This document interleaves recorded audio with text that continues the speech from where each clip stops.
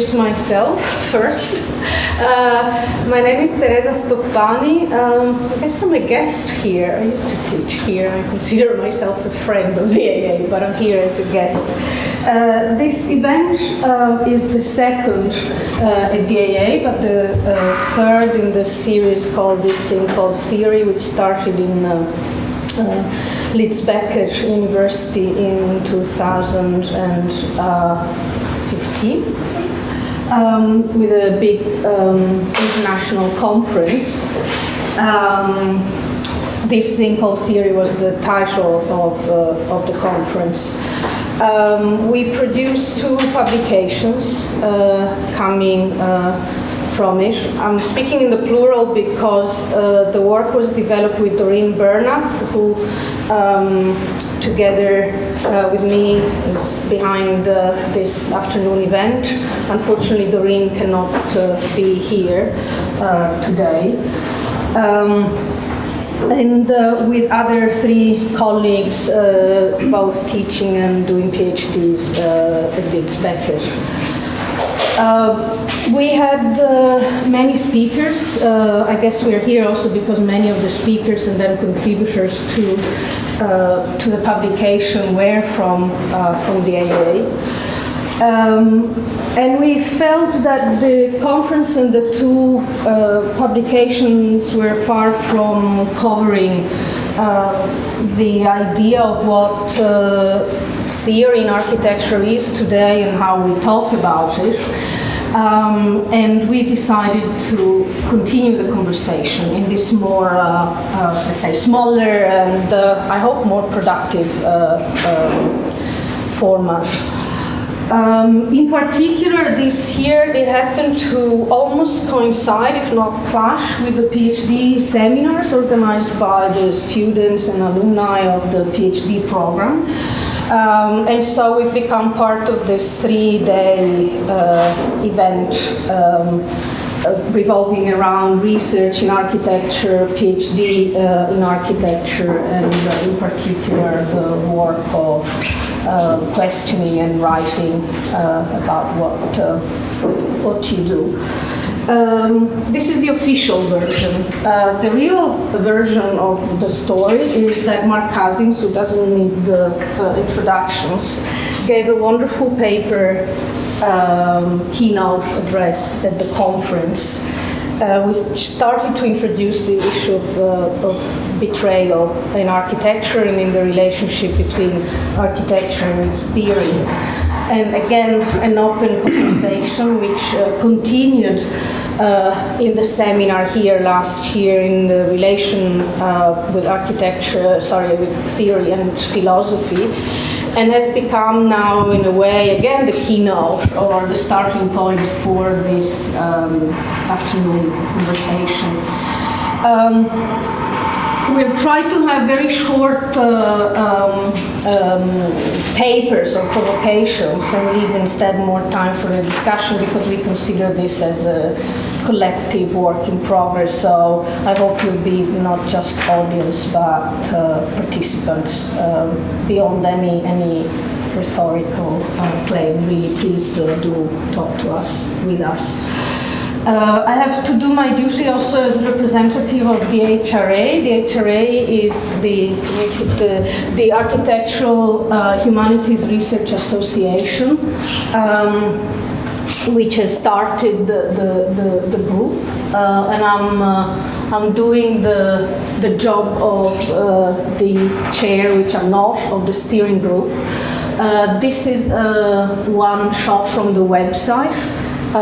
We are free and we're very poor. We have absolutely no money. As you can see from the now very aged design of the website, but it still works, even if it's not very sexy. Please join if you haven't done so. It costs nothing, just a click. And there's a lot of information, support about event publications, and the conversations happen in different formats. This is a sort of a splinter event. Sergio will talk about the proper event, which is the annual conference.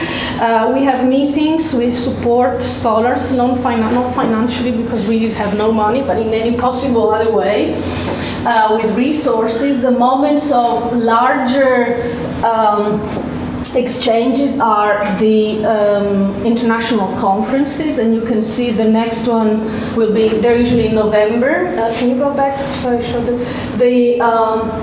Will be in Eindhoven, and later Sergio, who's organizing it, will give you more details. The following one in 19 will be at the University of Dundee, while in spring we have the PhD Student Symposium.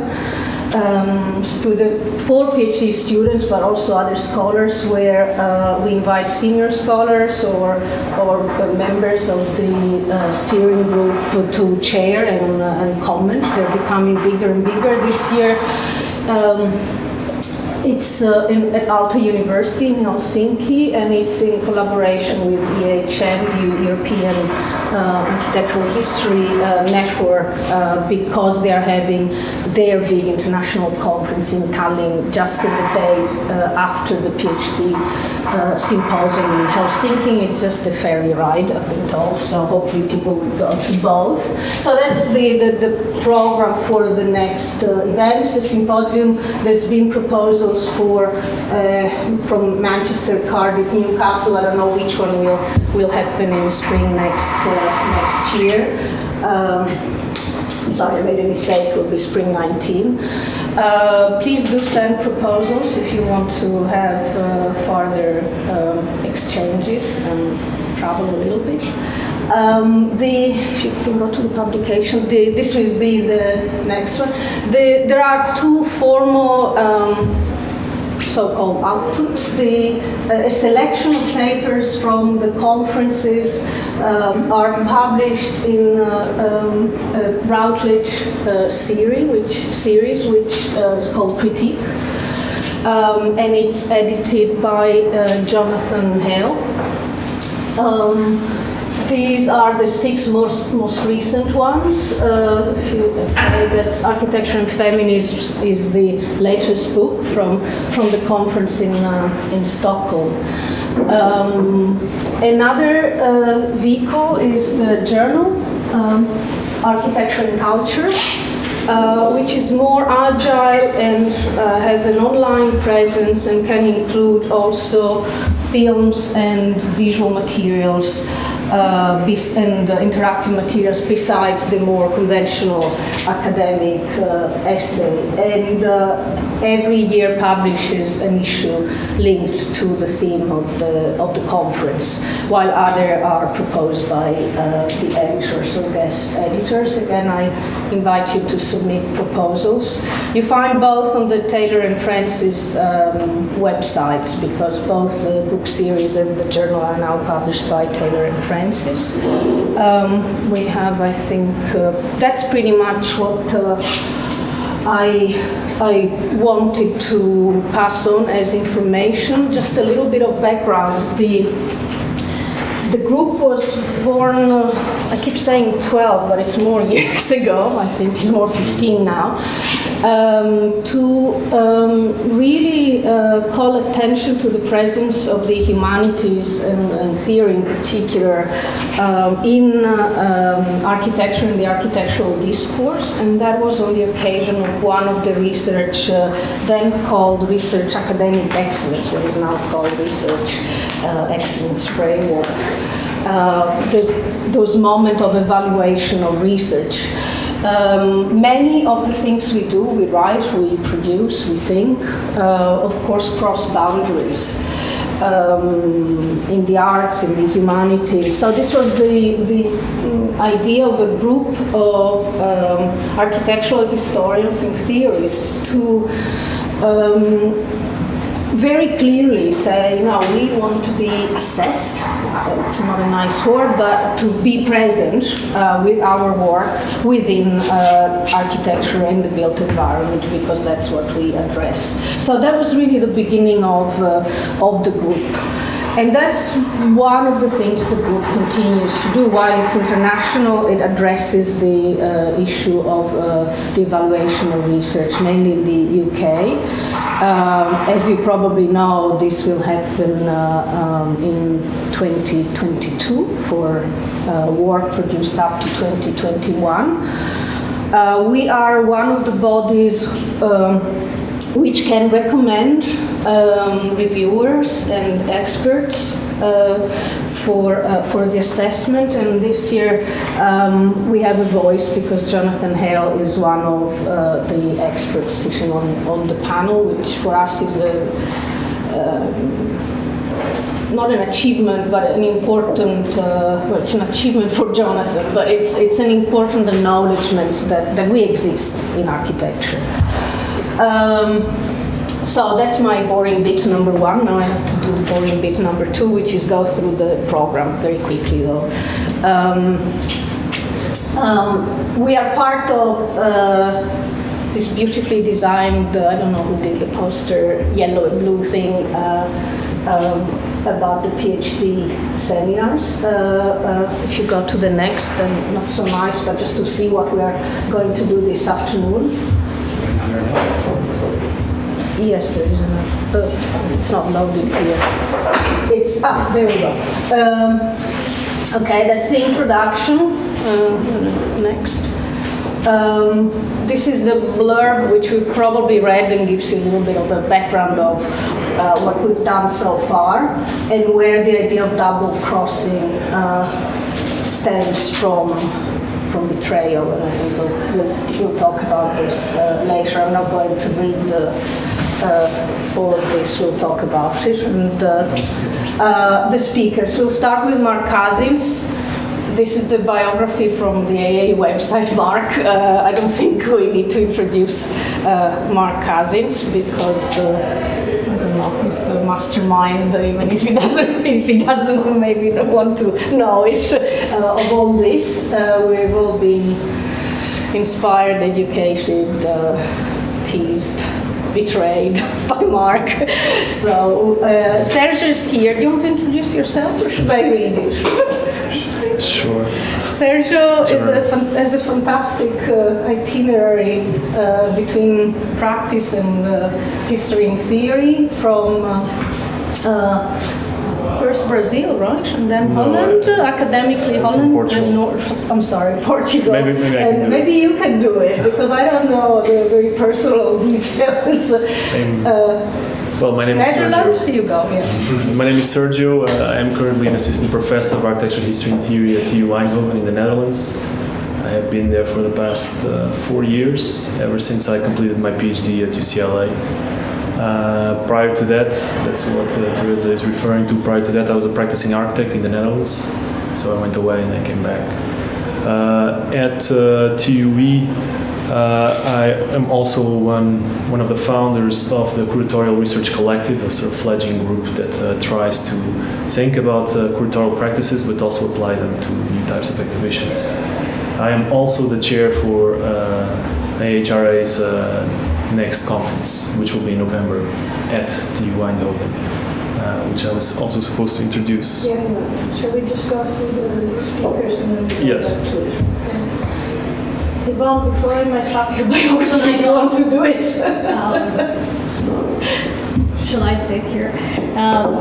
I did my PhD here under Mark, and I'm currently, I moved to the States actually to teach there. I'm an assistant professor there of architectural history and theory, and I came from a background of practice. I practiced many years before I actually decided to take this path.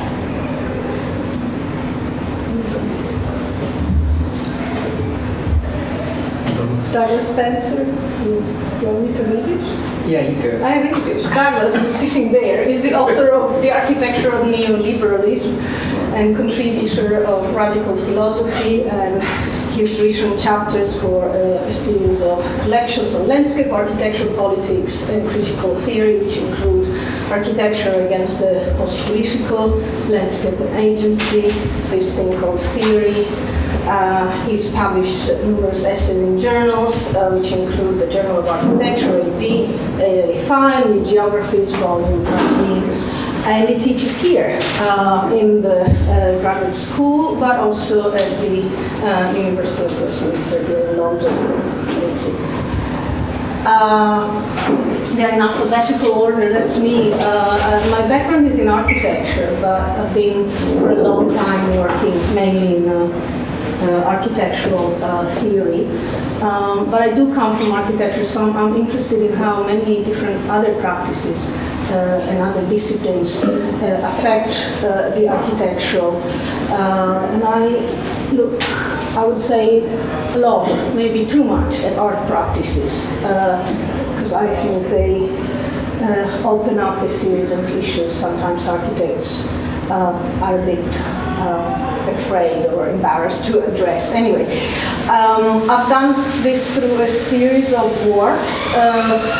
In terms of books, Paradigm Islands, Manhattan and Venice, it's been out for a while, and it was really about the crisis of modernism in this kind of cities it can't control or it encounters as another.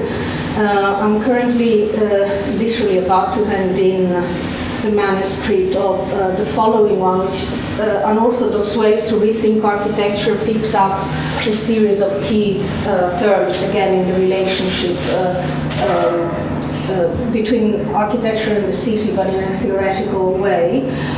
Together with Doreen Bernath and George Themistocleos, Braden Emilio, Giorgio Ponzo, we worked on this thing called Theory Conference. The book was then edited together with Themistocleos and Ponzo, and at the moment doing mainly editorial work for Architectural History, which is the journal of the EHN, and for the Journal of Architecture.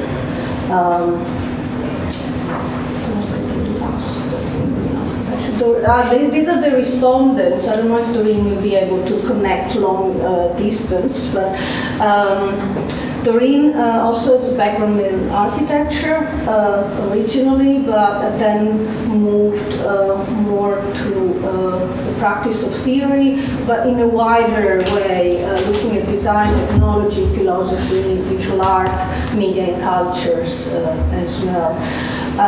She studied at Cambridge and here, and she won RIBA scholarship and then was one of the finalists for her PhD thesis here. She is also a co-editor of the Journal of Architecture, founding director of Space Media International and DESACT, and teaches here at the graduate school and at Leeds Becker University. Well, I am an architect, first of all, and I did my PhD at the Polytechnic University of Turin, in with the University of Aachen in Germany. And as an architect, I like to write. Therefore, major role. Writing plays a major role in my practice. And at the moment, I am a research postgraduate fellow at the Polytechnic University of Turin. That's me, Will Moore. I study here in the PhD program. I'm a theorist, first of all, and not an architect, which might set me apart from some of in this room. I also teach in the HDS program here, and I'm coming very close to the end of my thesis. And you will kind of give us a hard time, ask difficult questions, or invite the others to do the same. Because Sergio might have to miss the drink and leave a bit early, I think maybe we talk about the conference now. Yes. And then, I don't know if in your paper you want to discuss some of the issues, but so I leave it to you. I can just for a few minutes just to briefly talk about the conference.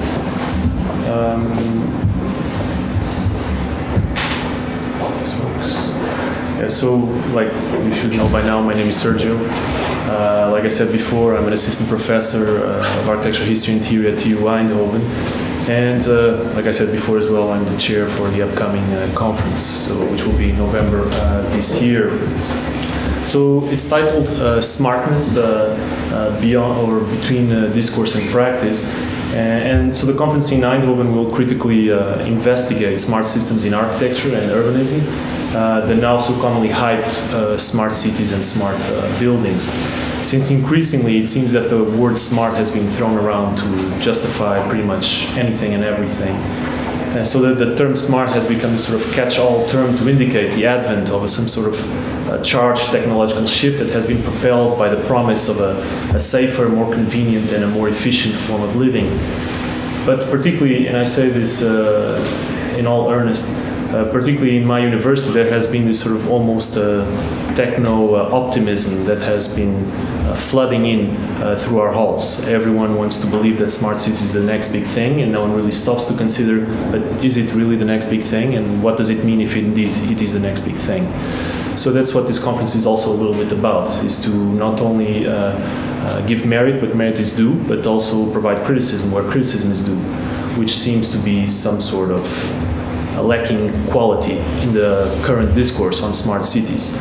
I'll just give you this very simple example that if you Google smart cities, you only comes up with sort of these generic images. There's nothing specific, and yet everyone agrees that it's a way that is shaping space currently and will be shaping space for the upcoming decade.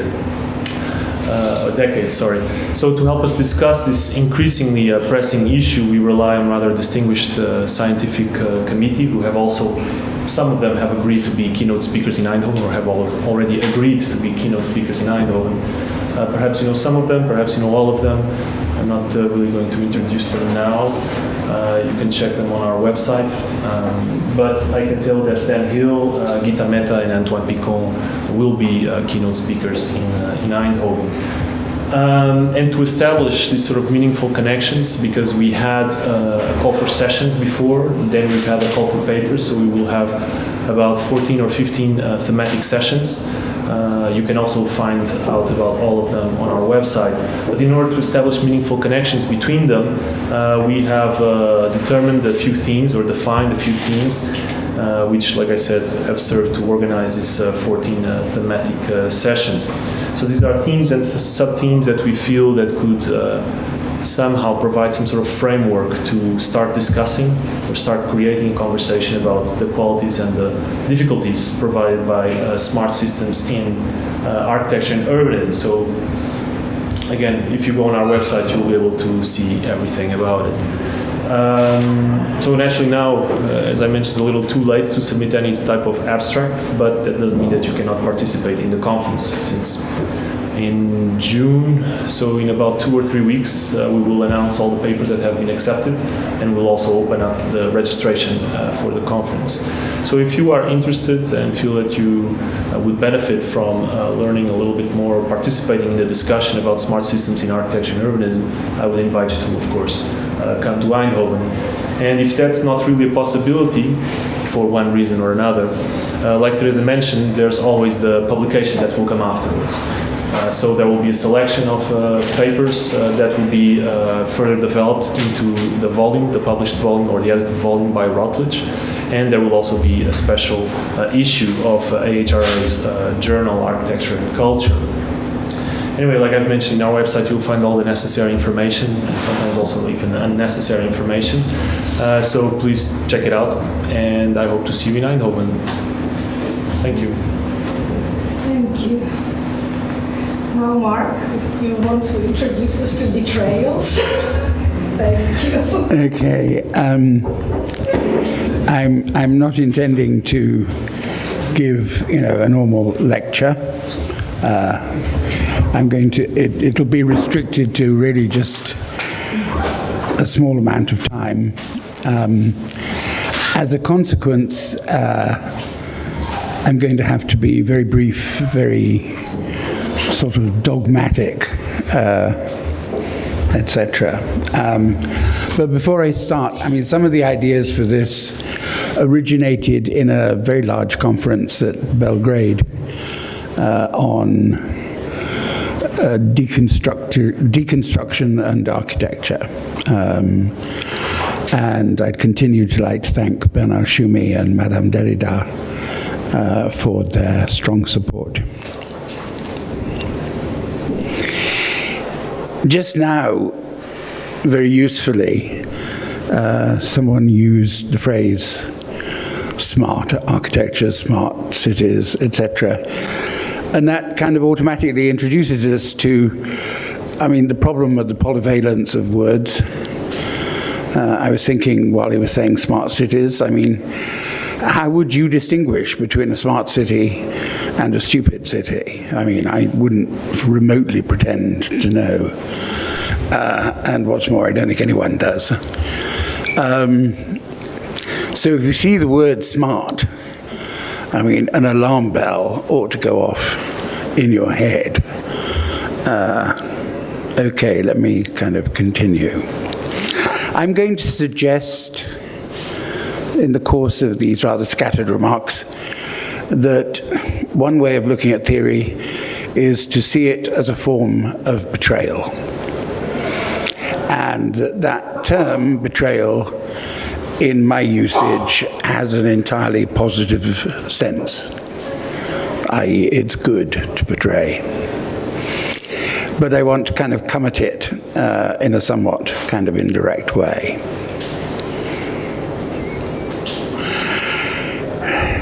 The first point I'd like to make is that nothing amazed me more as a child than the way adults valued things they variously called principles, acting in a principled way. It seemed to me, even at that point, that, someone might act and you could look at the consequences and see if it was a good idea. Calling it a principled, position didn't seem to add or detract from it. But you couldn't understand why all these people, especially at school, wanted to teach you of the value of principles and of being principled, and especially of being loyal.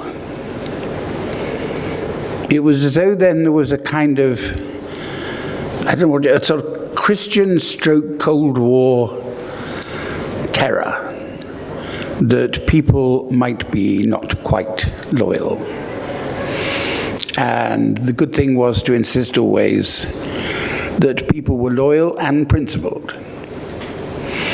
I think I was in a very small minority. As far as the Christianity was concerned, the only remotely interesting character in the New Testament seemed to be Judas. Judas had about him elements of smartness.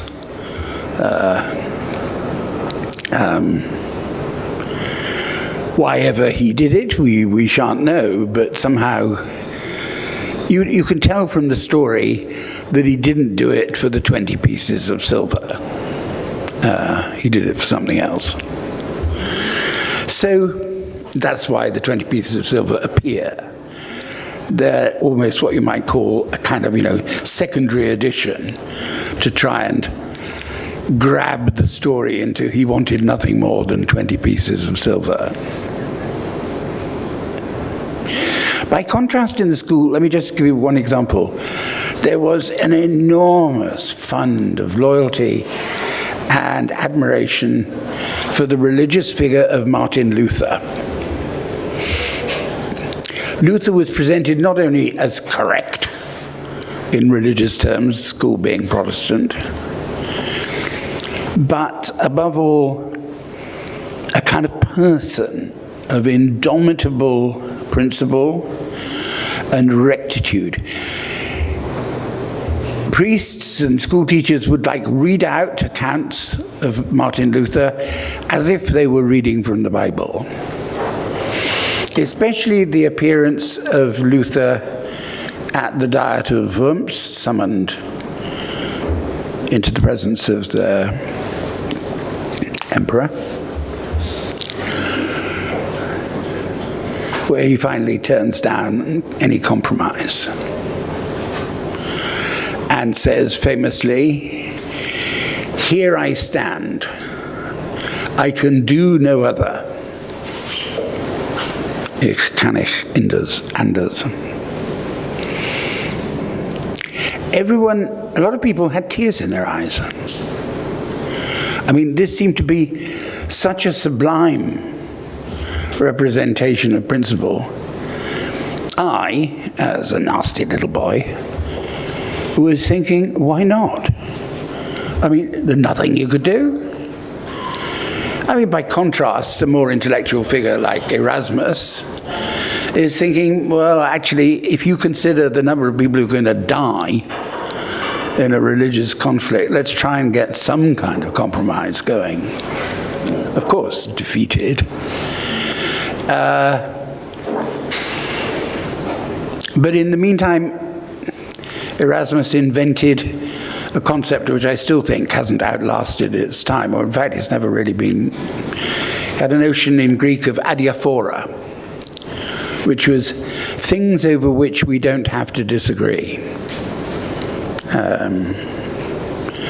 Things which we can be indifferent about. Now, this kind of mounting loyalism, you might have thought, given the school, given the religion, given the politics it supported, you could say it was very much on the right wing. But at university, like as you went into the left, the discourse was even more powerful of loyalty, principle, whatever. People you admired in the history of socialism were called principled. People who betrayed were thought to be just awful. Revisionists, all sorts of scum. And they were quite dreadful. Well, what is it that they were supposed to have been loyal to? What is the object that you're loyal to when you're being loyal? Once you start examining, it doesn't look too good. Presumably, in a way, loyalty, disloyalty is in respect to something called orthodoxy, whether it's Orthodox Christianity or Orthodox Marxism, right? But what are they? So before we get on to the virtues of betraying, let's just think for a moment about the idea of orthodoxy. There is a wonderful book on orthodoxy by the Catholic theologian and writer G.K. Chesterton. He says, orthodoxy is the biggest intellectual adventure you could possibly have, because you're inventing all the time. I mean, sitting at the center of orthodoxy is someone just, how can we put it, making it up as they go along. And surely that's true. I mean, just very briefly, consider the early centuries of Christianity. Here you have this kind of minor rural teacher, preacher, Jesus of Nazareth, who attracts a certain following, nothing else, then he's executed for being a nuisance. You'd have thought that would have been the end, pretty much the end of the story. Nothing major has been put on the table. Some people say maybe he's the son of God. And he has a certain family lineage which suggests that that could be possibly the son of the family of David. But really, you know, once he's taken down from the cross, you'd have thought that's basically going to be it. After all, it happened to lots of other people. And then something happens. I mean, what happens is basically St. Paul. Now, one obvious way of connecting this to kind of socialist historiography is to take the case of Alain Badiou, who writes a very intelligent book on the relation of Jesus, well, not really much about Jesus, but basically St. Paul. You can see, you don't know whether to call the book a parable. It is a sort of parable in which St. Paul is basically assigned the part of Lenin. That communism is invented by Lenin. You know, there's Marx, teacher, writer, whatever. But it's only in the hands of Lenin that the kind of organizational basis and theories of it are projected. Now, in a sense, that really does bear comparison with St. Paul. St. Paul's letters, I think one of the most astonishing intellectual achievements, really, in Western culture. They're quite brilliant. They're characterized by having not the slightest interest in Jesus Christ. I mean, he doesn't mention Jesus hardly at all. And then, as he says, only because of the resurrection. Only because of the bit which is, you know, to most people completely unbelievable. He's not interested in elaborating Jesus' teaching, which was basically a sort of quasi-radical, rural chat. You know, be nice to people, don't hit widows, you know, whatever. But St. Paul, you know, invents it. And then, you know, it's not for 300 and something years that what you might call the beginnings of an orthodox view of God arises in the Council of Nicaea, which is so philosophically unsatisfactory, its formulation of God as three persons in one, God the Father, God the Son, God the Holy Ghost. In this, I can't remember what the term is now in Greek, but, you know, have this curious being which can be, you know, get one and you get three. It's extraordinary. Athenian philosophers at the time, when they heard about the results of the Nicaea discussions, would fall about with laughter at the philosophical ineptitude of these Christians. I mean, come on. Do you know what they've said now? You know, it's three people in one. You know. I mean, none of them would have been given, you know, a place at any school in Athens teaching philosophy. Chesterton goes on to say, you know, as it were, orthodoxy has to be recreated every day. It's made out of new stuff. It elaborates itself kind of theologically, but then also in sort of proto-legal terms. It has to create every day. So my point in saying this is, forget things like heresy as being novel every day.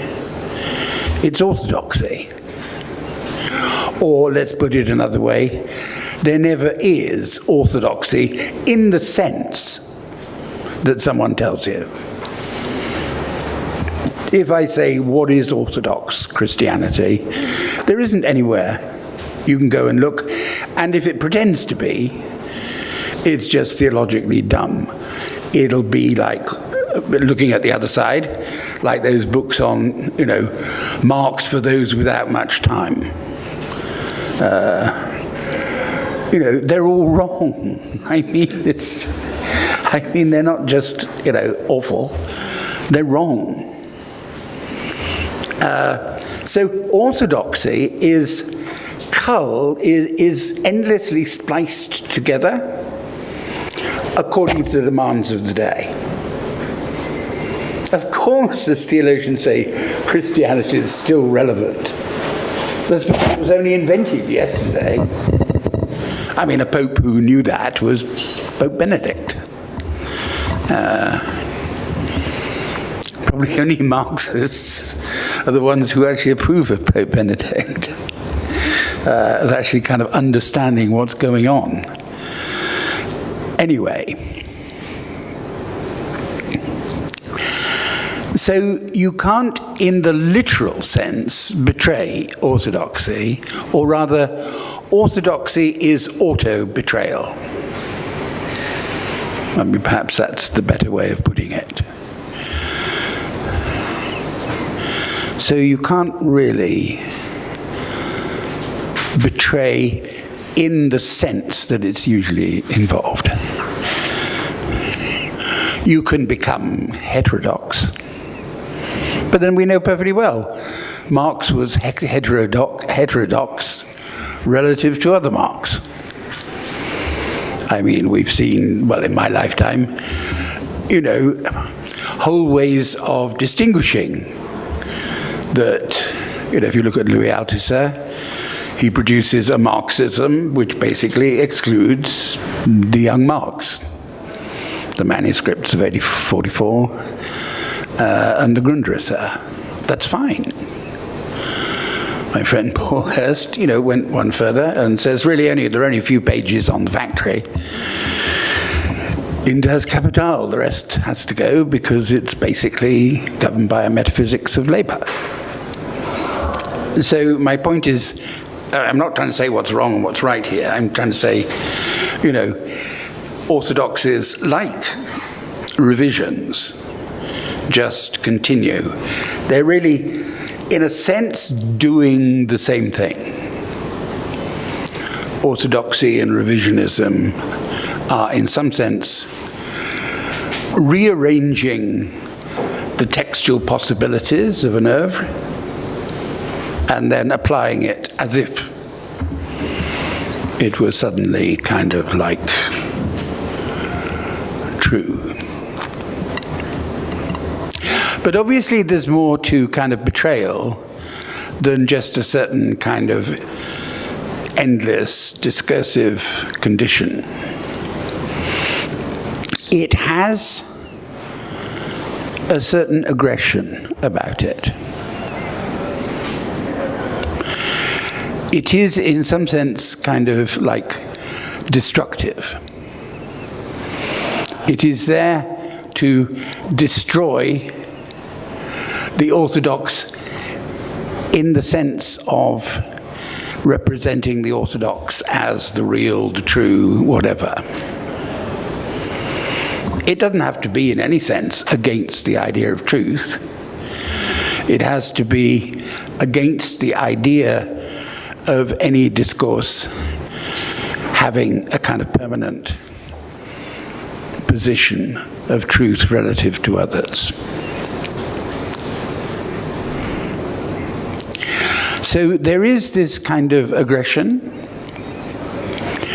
and the aggression is directed towards denying some ontological or epistemological split between orthodoxy and heterodoxy, or between the orthodox and the revision.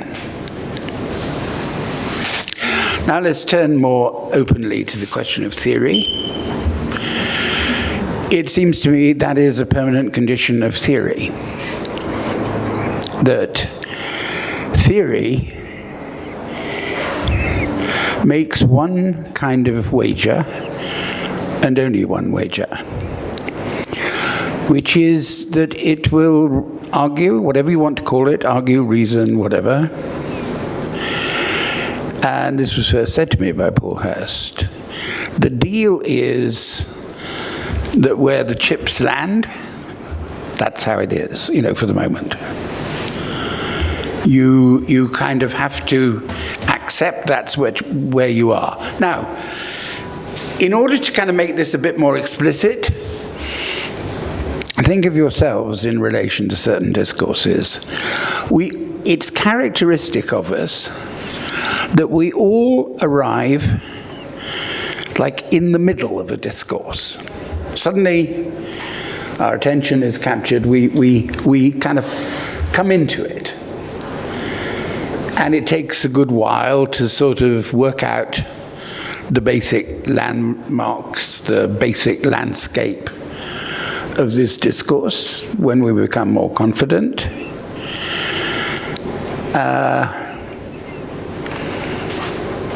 We can talk about it, all of it, but you can begin to see it doesn't all add up. And you can begin to see, as you get to know something in more detail, that most of the so-called formulations of it are extremely problematic.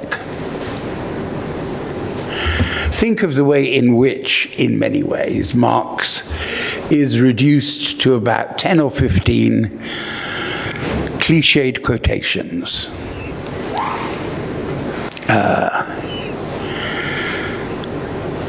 They're not true as an adequate representation of what Marx thought and argued. But the whole oeuvre is not itself consistent. Undoubtedly, it's why Marx says, "Je suis pas marxiste."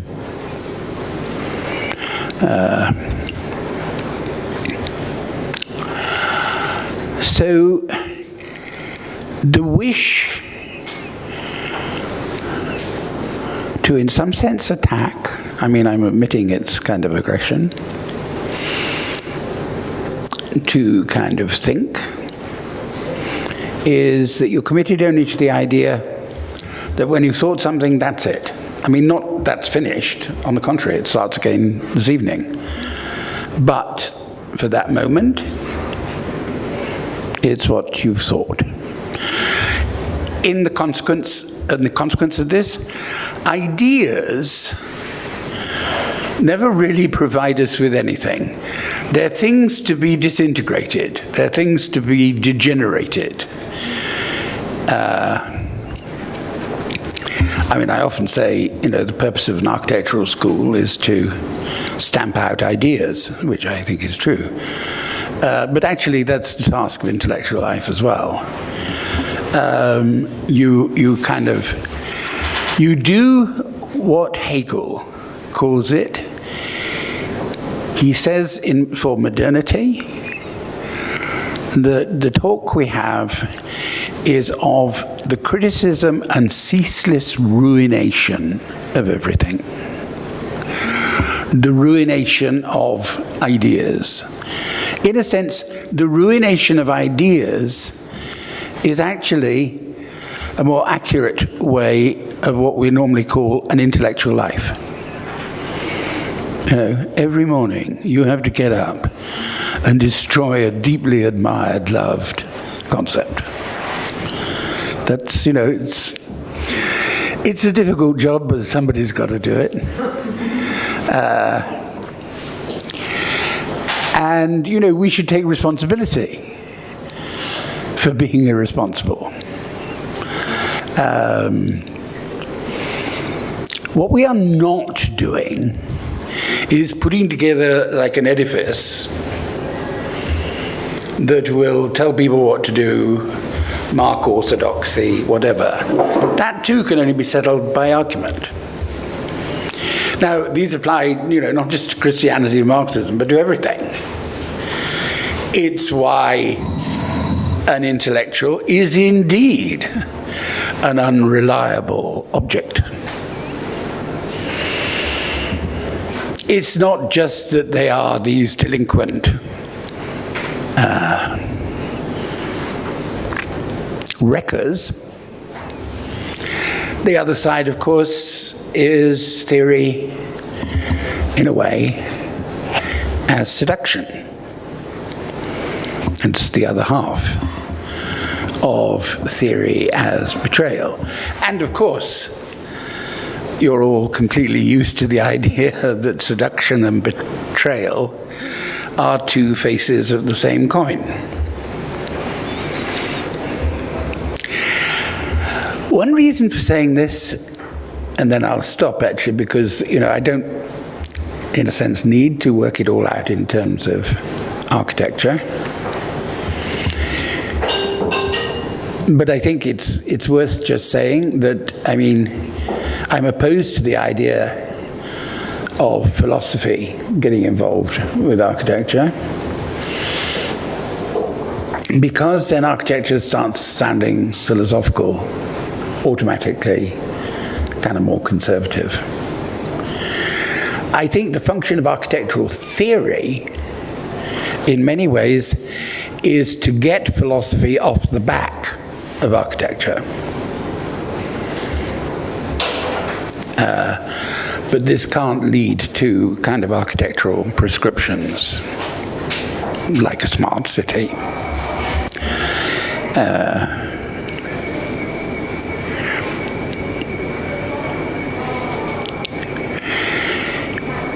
I want to kind of recall some of these problems through a particular memory of going to New York to speak at the architects' kind of, I don't know what you'd call it, the memorial meeting after the death of Derrida. There you had many, expected speakers, Mark Wigley, Peter Eisenman, etc., etc. I thought it was a rather mean-spirited affair. A lot of people said they'd been drawn very strongly by Derrida's ideas, but then they worked out that he didn't really understand architecture. Well, of course he didn't. Kind of goddamn philosopher. He undoubtedly preferred 18th century houses and, all the rest of the stuff that philosophers like, and architects.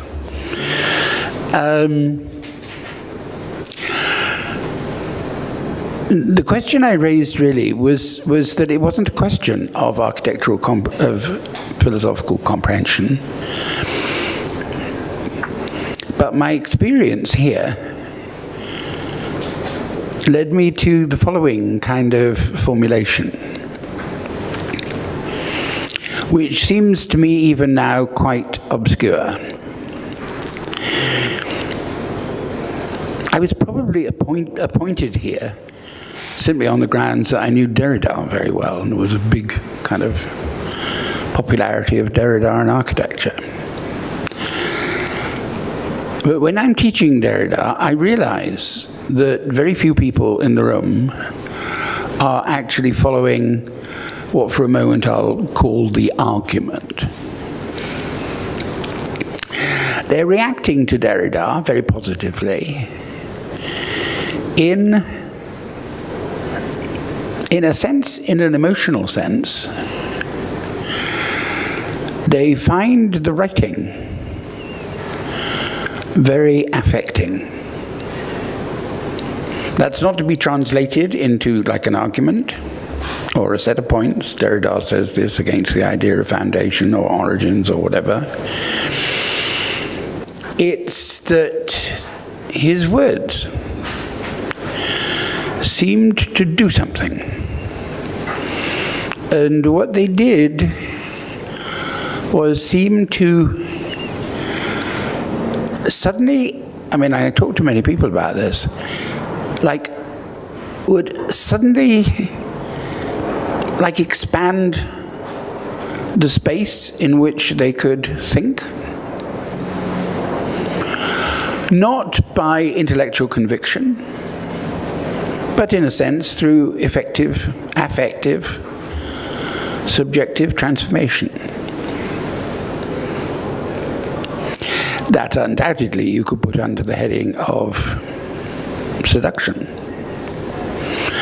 But it was very much, I think, the experience of fine art students, and lesser, but still nonetheless, of architectural students, that there was what you might call a real but intuitive response.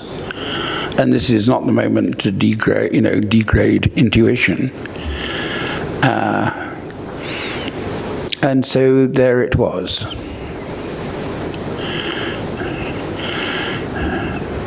I'll just end, with a note that seems to me to bear on some of this. As you may know, the aging Picasso, who was seriously troubled by the thought of death, felt in his 60s that the time had come to deal with some of the old masters. Let's imagine in Picasso's mind that he realized he was not only a great old master, but perhaps had a real inkling that he was the last great master. I think particularly of the sketches which he did, which are now to be found in Barcelona.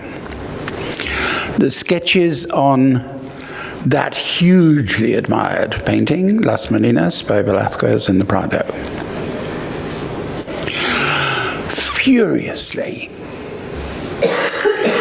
Picasso attacks the painting. He produces about 12 sketches, each of which investigate the space of Las Meninas and push it a bit further. No one need doubt the aggression that's involved. But the other side of it is, not only by the end has he produced work which is infinitely fine,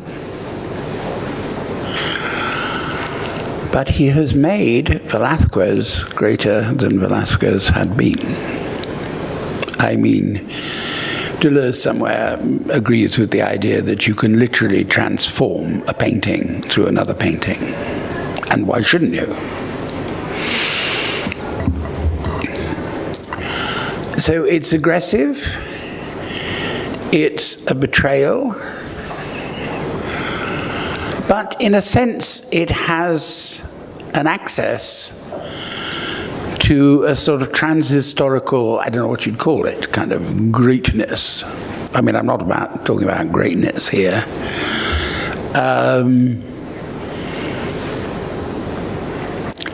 To the majestic powers of Velázquez, but now, having been refocused in this intense relation of Picasso-Velázquez. Right? This question has now, what has fallen away is all the art historical kind of detail, Spain in the 16th, 17th century, whatever. This is, just me and you. And the effect is quite astonishing.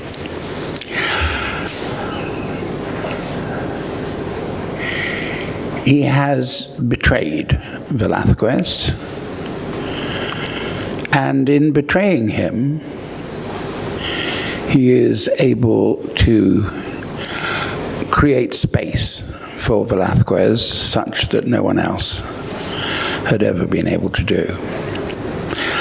I mean, I think the point of what I'm saying is quite clear. I mean, betrayal in that sense is a good thing.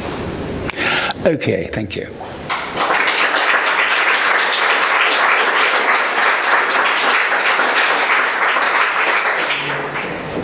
Thank you, Mark. Can we move to liquid with Yvonne Santorio, and then we'll have a conversation.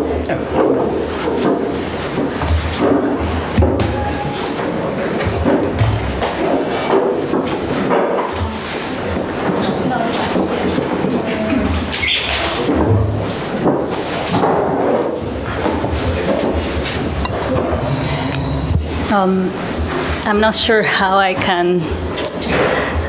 It's quite intimidating to speak after that. I can leave you. No, please stay. But it was such a fantastic talk. I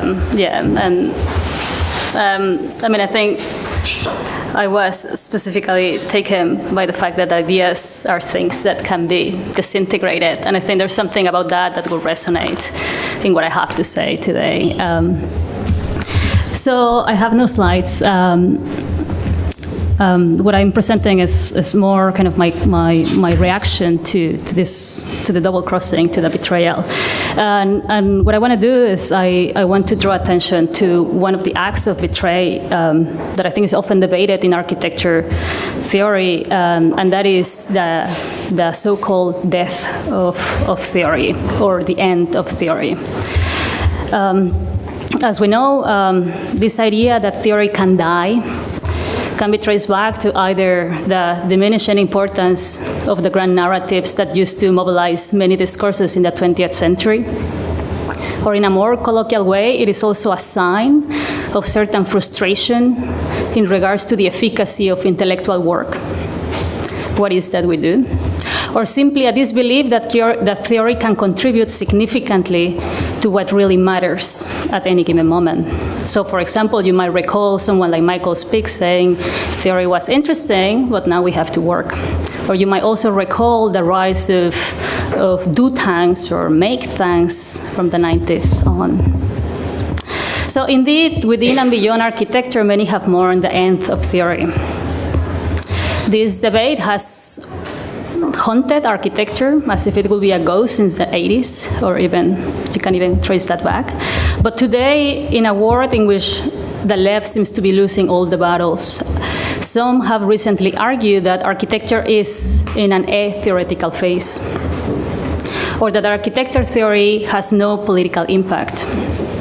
Or, as Boaventura de Sousa Santos has suggested, theory confronts its audience with strong questions, but provides only weak answers.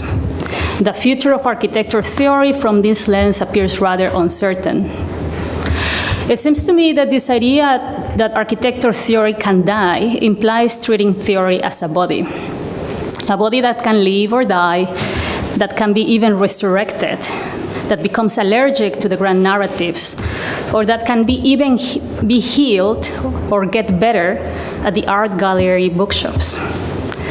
Okay, this is my cynicism, but nevertheless, this brings me back to the question of the practice of the theories and the content of theoretical propositions.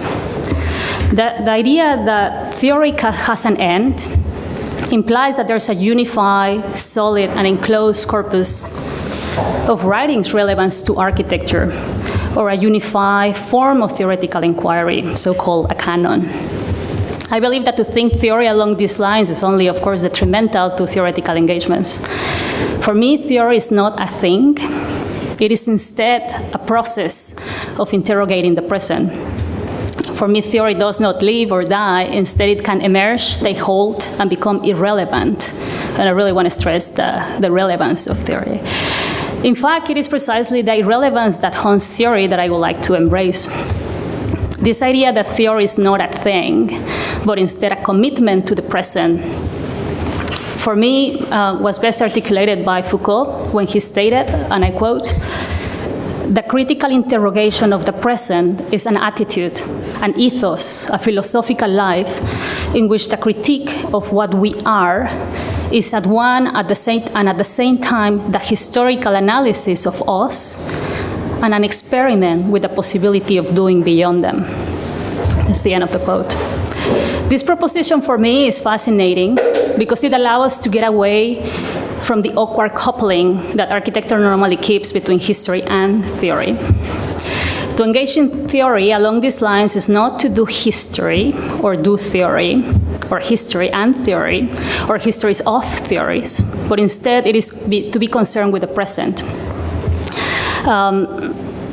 As Johan Ockman argued in the closing issue of Assemblage in 2000, and you might well remember that when the Assemblage journal closed, that was someone else declared that was the end of another theory. But anyhow, she suggested something that I think it kind of resonates with this. She said, and I'm quoting, "There can be no history without theory. There can be no theory without history. History without theory is just one thing after the other. Theory without history is hubris."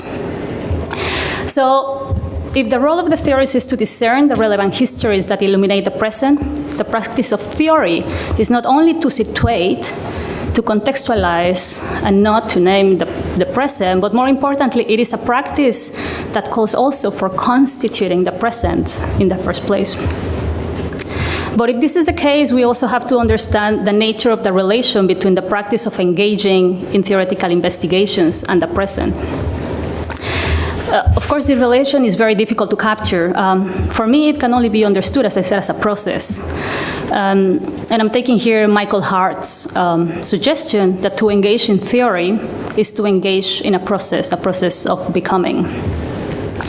So again, if theory is not a thing, a singular body, not an enclosed corpus of writing, but a process and a collection of theoretical propositions that are constituted in relation to a certain present and that can become irrelevant, then again, what is that we do when we engage in theoretical speculations?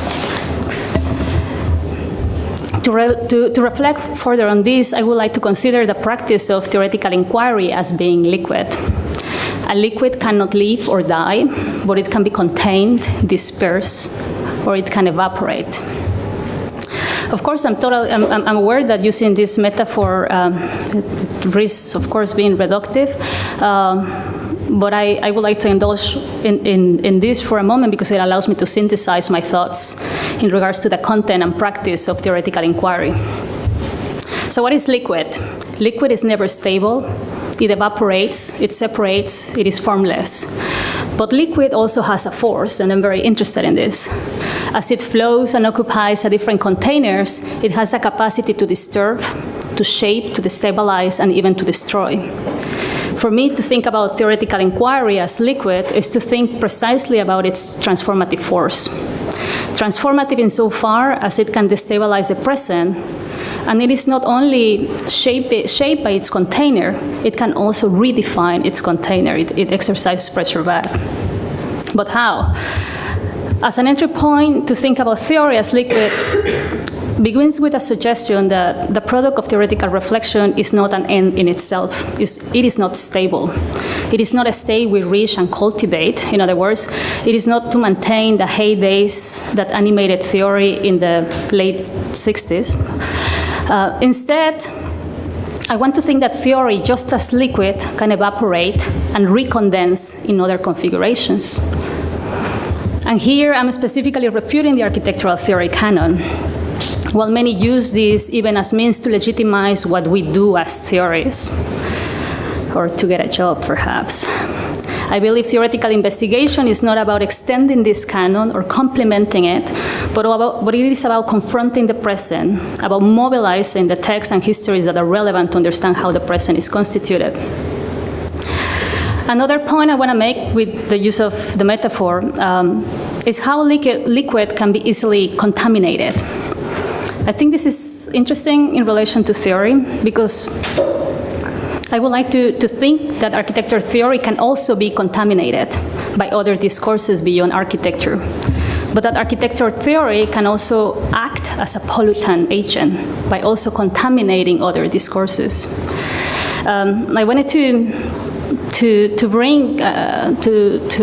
recall an example that actually happened here at the AA at an event that Mark organized some years ago, where he invited both Eyal Weizman and Chip Kipnis to speak here. There was an exchange after following Eyal's presentation, Eyal Weizman's presentation. Kipnis somehow interrupted in his ways, and he questioned the relevance of what today we know as forensic architecture.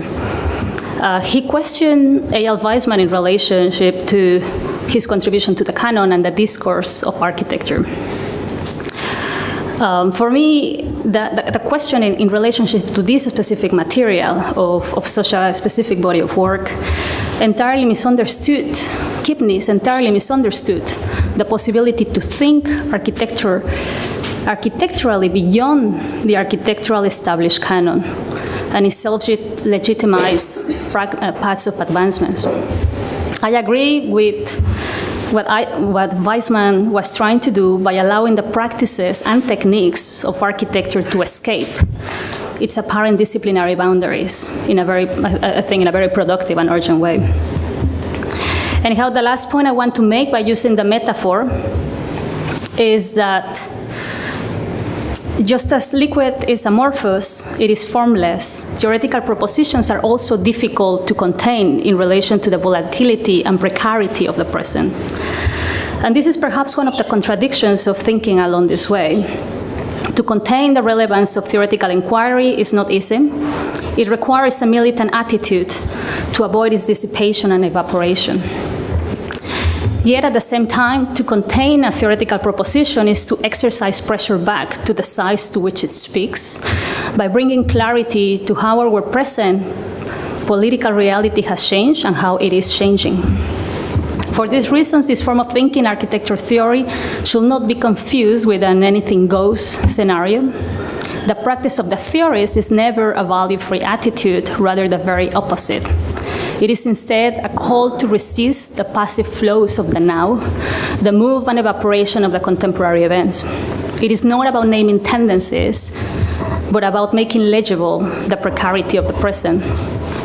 I believe it is for the theoretician, for her or him, to articulate a theory that flows with its own force, and not a theory that lets flow overcome itself, to bring about a theory that matters in the present, that constitutes and destroys. And of course, for this, the theorist requires an aggressive political attitude. Another example I wanted to bring this, to kind of like illuminate this a little bit, is the approach of an Argentinian group called Situaciones. They are a collective. This is a group that was very active between 2001 and 2003 in a period of very intense economic and political upheaval in Argentina. This was a time where regular citizens formed popular assemblies, where the unemployed became visible, and when the workers took over centers of production. But what made this collective interesting is that in the middle of these events, they quickly realized that in order to be effective, the role of the intellectual had to change. Then they called for a very specific type of intellectual practice that they referred to as the militant researcher. They describe this as follows, and I'm quoting: "The militant researcher tries to generate a capacity for struggles to rid themselves, and consequently to recapture and disseminate the advances and productions of other social practices. For these reasons, theorists perhaps must also be able to give legibility and a forum to interpret common struggles. But this can only work if the disciplinary boundaries disappear or are mobilized. The moment in which different discourses and practices intersect in attempting to map out common struggles today. If there is perhaps something I want to share today, is precisely that. It's precisely that architecture must be, to a certain extent, intersectional, and perhaps, you know, like I'm using a term that we know where it's emerging, but I think the discourse on intersectionality is one that wants to be appropriated. It must be militantly contained, and it should resonate in the making of the present that matters. Architecture theories might be thought out both as a product and a vehicle of intersections that constitute and illuminate any particular present over one another. And it is for the theorists to make legible different discourses, phenomena, forces, and practices that contact one another. And especially it is for the theorists to embrace the heterogeneity of practicing a theory that intersects. I think that the collective Situaciones understood this very well when they argue that, and I'm quoting, "Militant research works neither from its own set of knowledge about the world, nor from how things ought to be." And yet, as I said, there is nothing new about intersectionality, yet perhaps it is only more recently that architecture has been urged to address this more directly in response to neoliberal conditions. For me, this all speaks about the need to continuously ask, what are the present collective struggles? What are we fighting for or against? What are the sides of struggle that we should investigate? Under neoliberal conditions of hyper-individualizing processes and practices, perhaps the greatest challenge of practicing a form of theological inquiry is to shift the questions from the I, the you, and the yours to the we, the us, and the ours. Thank you.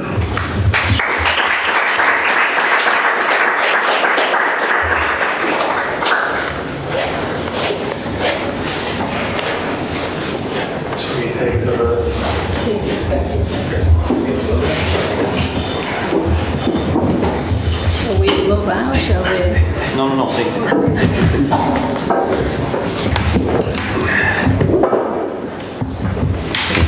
Come on, see. May I start? Well, I found particularly fascinating the thesis of Mark Cousins of theory as a form of betrayal. But I have a kind of a question, because I have to say, rather than considering the concept of betrayal itself, I would consider that of accusation of betrayal. So my counter question now is, who is going to accuse you of betrayal? Yeah, you propose a kind of already an answer to this question. That is, you said that the author somehow undergoes a kind of auto-betrayal, right? So basically, to simplify, if I'm not wrong, you said that you kind of accuse yourself of betrayal. So this would probably, let's say, imply a strong critique of intentionality, of the concept of intentionality. Otherwise, it might suggest, let's say, another reference that goes to the concept of becoming of Gilles Deleuze, no? A concept that he derives from a sort of a serious acknowledgement of schizophrenia as a condition of capitalism, right? So, therefore, in order to avoid aporias, can we say that the act of auto-betrayal is a sophisticated way to sustain critical thinking?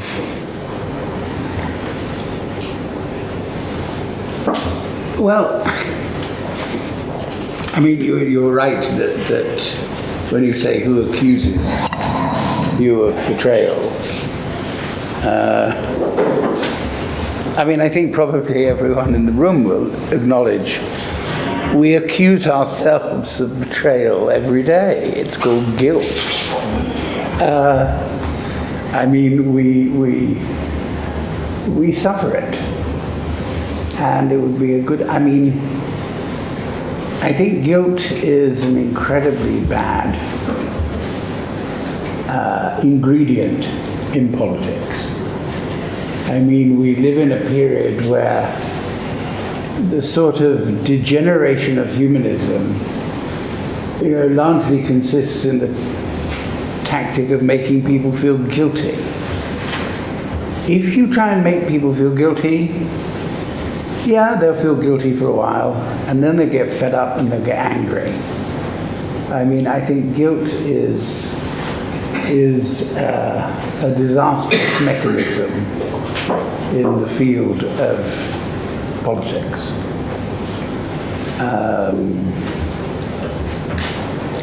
I don't think it's clever to try and get people to apologize for ills committed in the 18th century or something. It seems, unbelievably counterproductive. But that doesn't really, I think, I mean, maybe you could find another way of putting the question.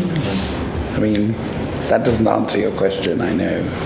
Well, you're not supposed to answer. Oh. I mean, this also, I know it might exceed your argument. Could I make an intervention?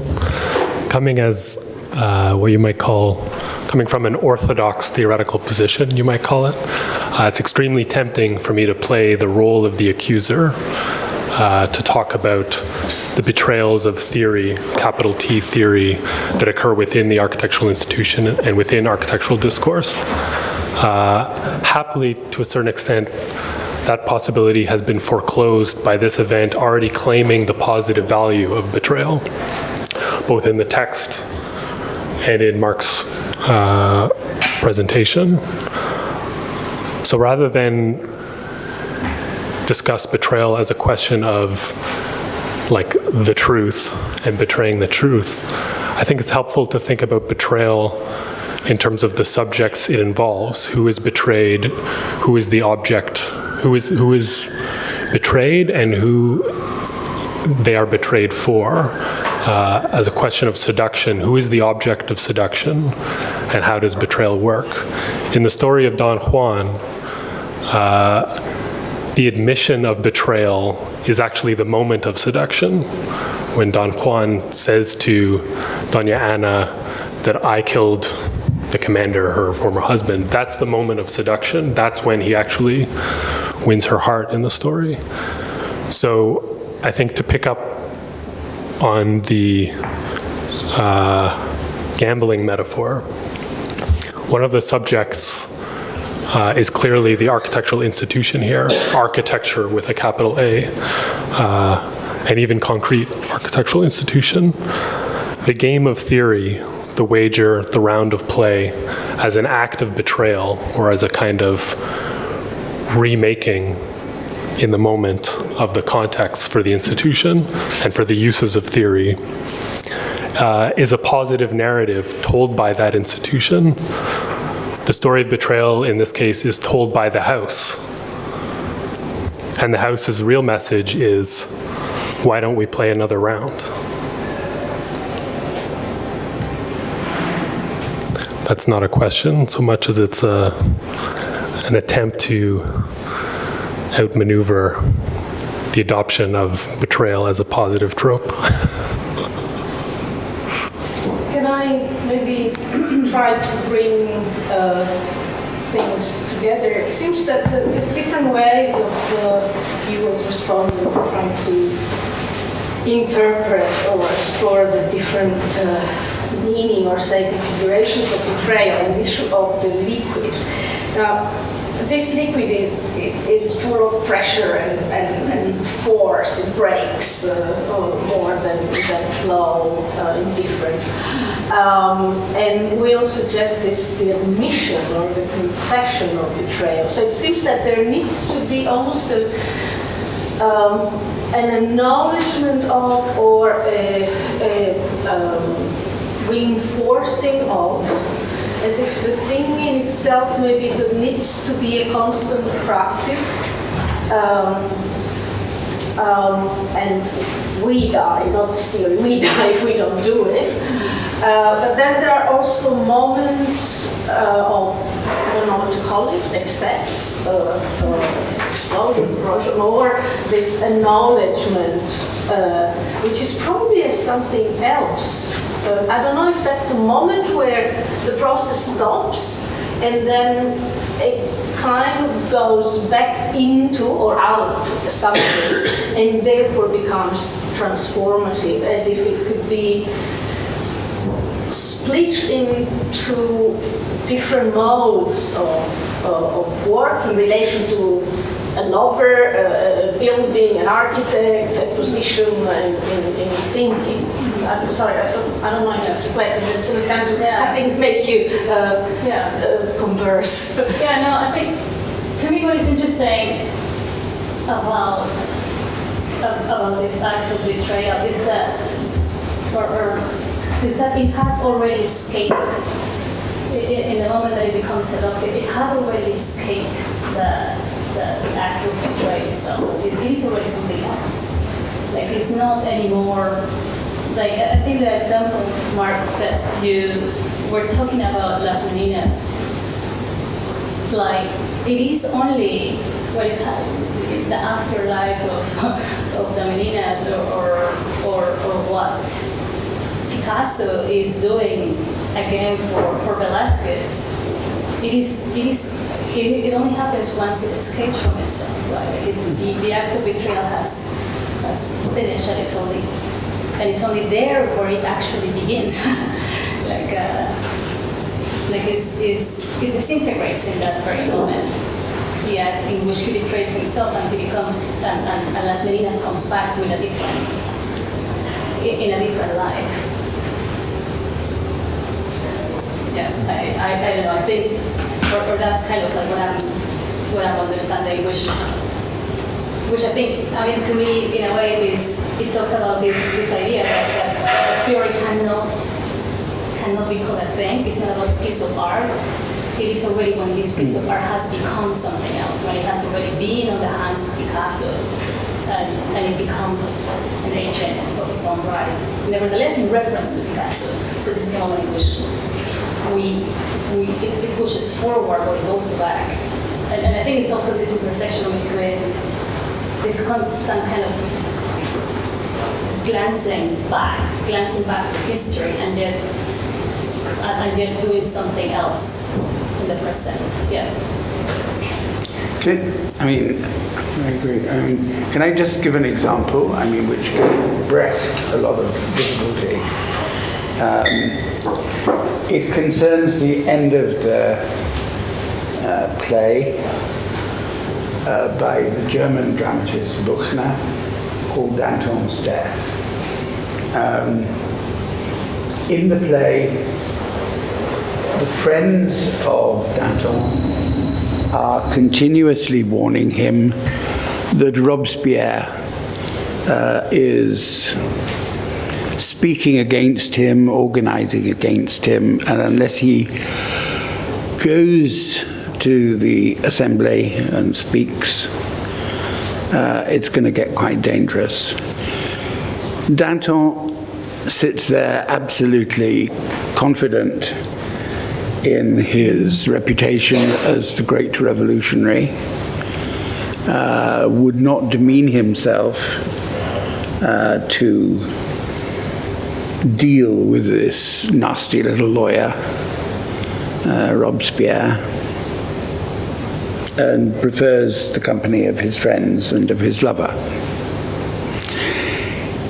As we know, I mean, Robespierre had him arrested, and he was tried and immediately sentenced to death by guillotine.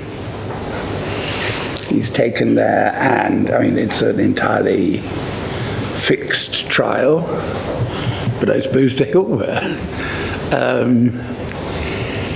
He's executed, and his lover, distraught with grief, picks his head out of the basket, kisses it, and as the crowd say, "Down with Danton, the counter-revolutionary," she lifts it up and she says, "Vive le roi." Now, I mean, it's an extraordinary moment. What are you to make of it? There is Danton, who alone tried, essentially, prosecuted the king and had him executed. Is this a betrayal of those beliefs by saying "Vive le roi"? Or is it like a theoretical advance that she has clearly distinguished between two kings? One that are earthly kings, and we might crown as we might execute them, and other kings which exist in the minds of lovers. I mean, it may be in amorous discourse that royalty will find their last refuge, or in the minds of children. There is a symbolic function, which we could call king, which has nothing to do with the institution of monarchy. So, is she guilty of betrayal? Or has she made a conceptual advance? Or both?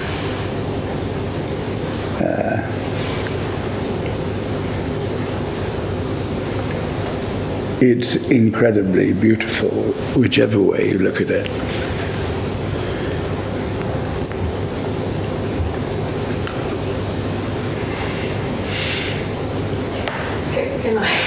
It's difficult to speak because it is moving, but I think that's what we need to do. It's the other possibility between what happened historically, what might have happened, and what might have happened, number 2, and maybe 3. And I think the thinking in architecture and the project in architecture does that. Well, yeah, don't worry. After a year of difficulties at the AA, it's a bit like defending the AA. You try to explain why you love this place, and then they say, yeah, but have you seen what the fees are? It's disgusting. Yeah, it's disgusting. And I hear the teachers aren't much good. Yeah, you're right. They're not fantastic. You hear,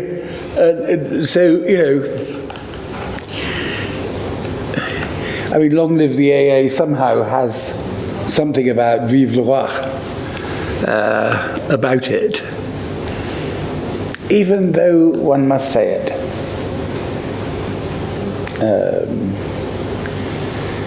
Does this mean I'm very good at betraying, or I'm no good at betraying? And in any case, what would be the difference?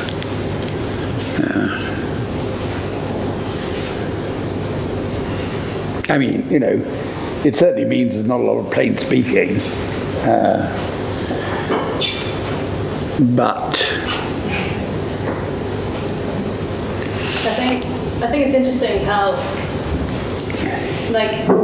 no matter what the response of this act of betrayal, it seems like whatever happens in the act, it had already exhausted itself.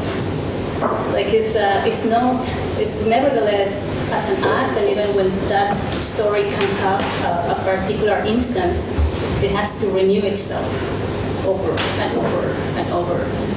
And I think that's perhaps where it transforms, but it can also begin to disappear, where this. And I think this is something perhaps that architecture needs to do more. I just feel like I consider myself young, entering into this field that is so fixed, so close, so solid, and I feel like we keep on legitimizing this very kind of body of knowledge we have, without realizing that it has already overcome itself. That we, I don't know. I think the comments that Marco, you were saying at the beginning of the way in which orthodoxy has to be constantly, it's almost like a ritual. It has to be constantly produced and reproduced. It speaks about that, on the one hand, the limits to capture it, but at the same time, it's a material that already has its own seductive capacities of sorts. I just wish that once it transforms, it doesn't come back. And I feel like no matter how many times the material overpasses us, when we are in an institution, we bring it back. And I think that's a problem, perhaps, that we need to face and get rid of. Because otherwise, yeah.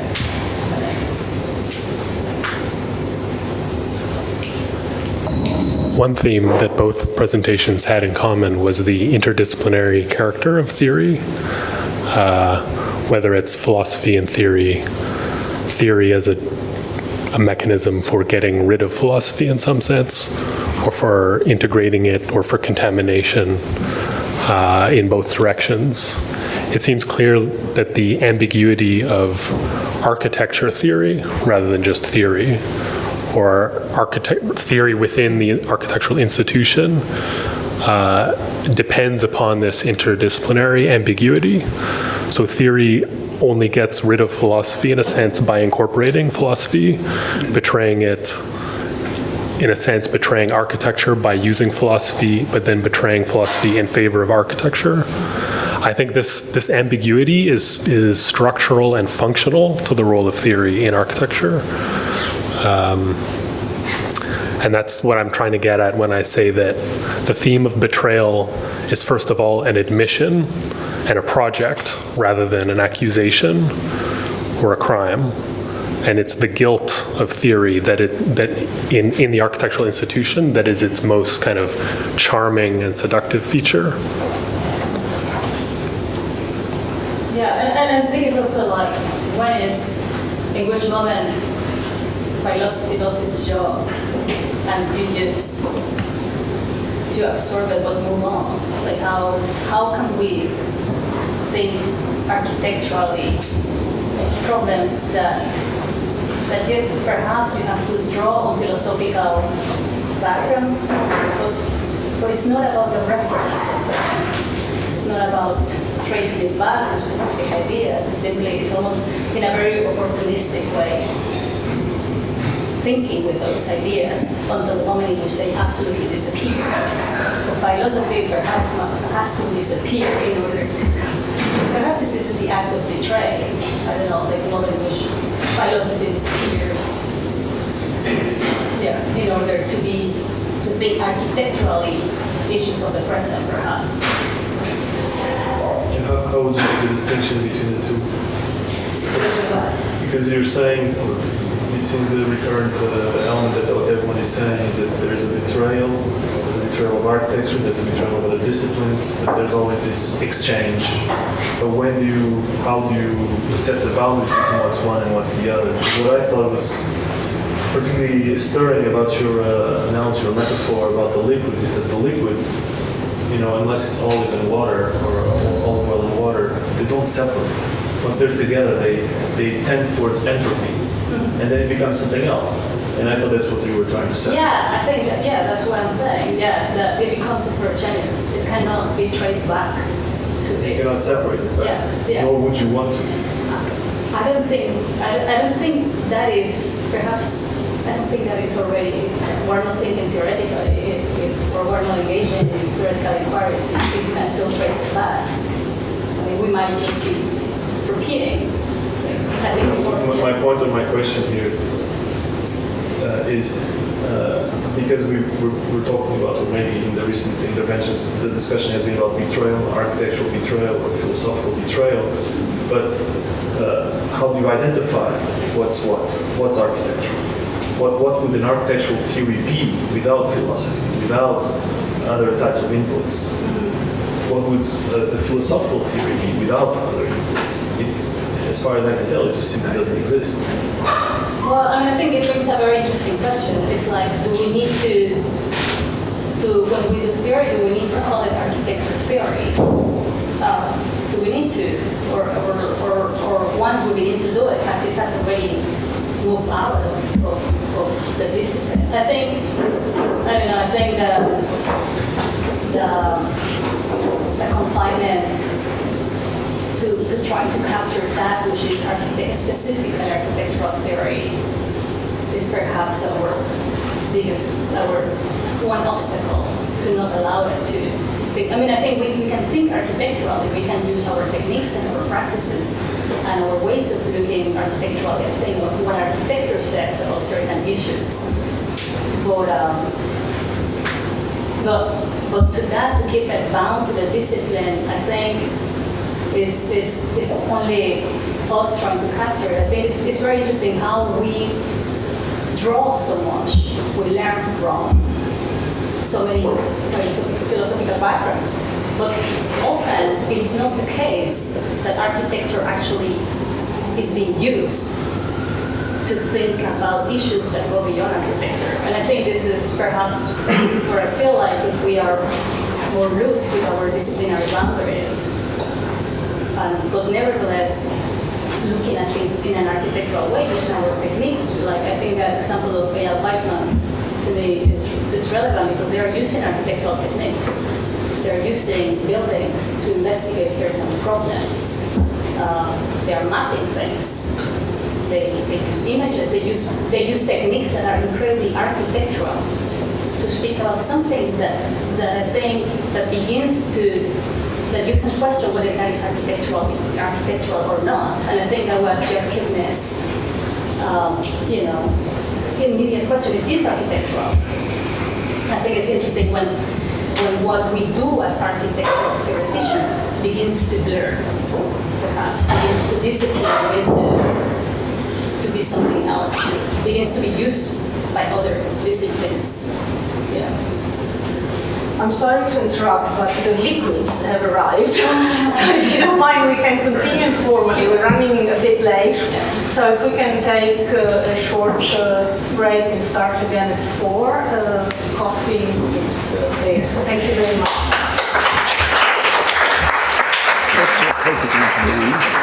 Okay, welcome back. We're making a slight change to the program, but since I didn't show you the program, it's okay.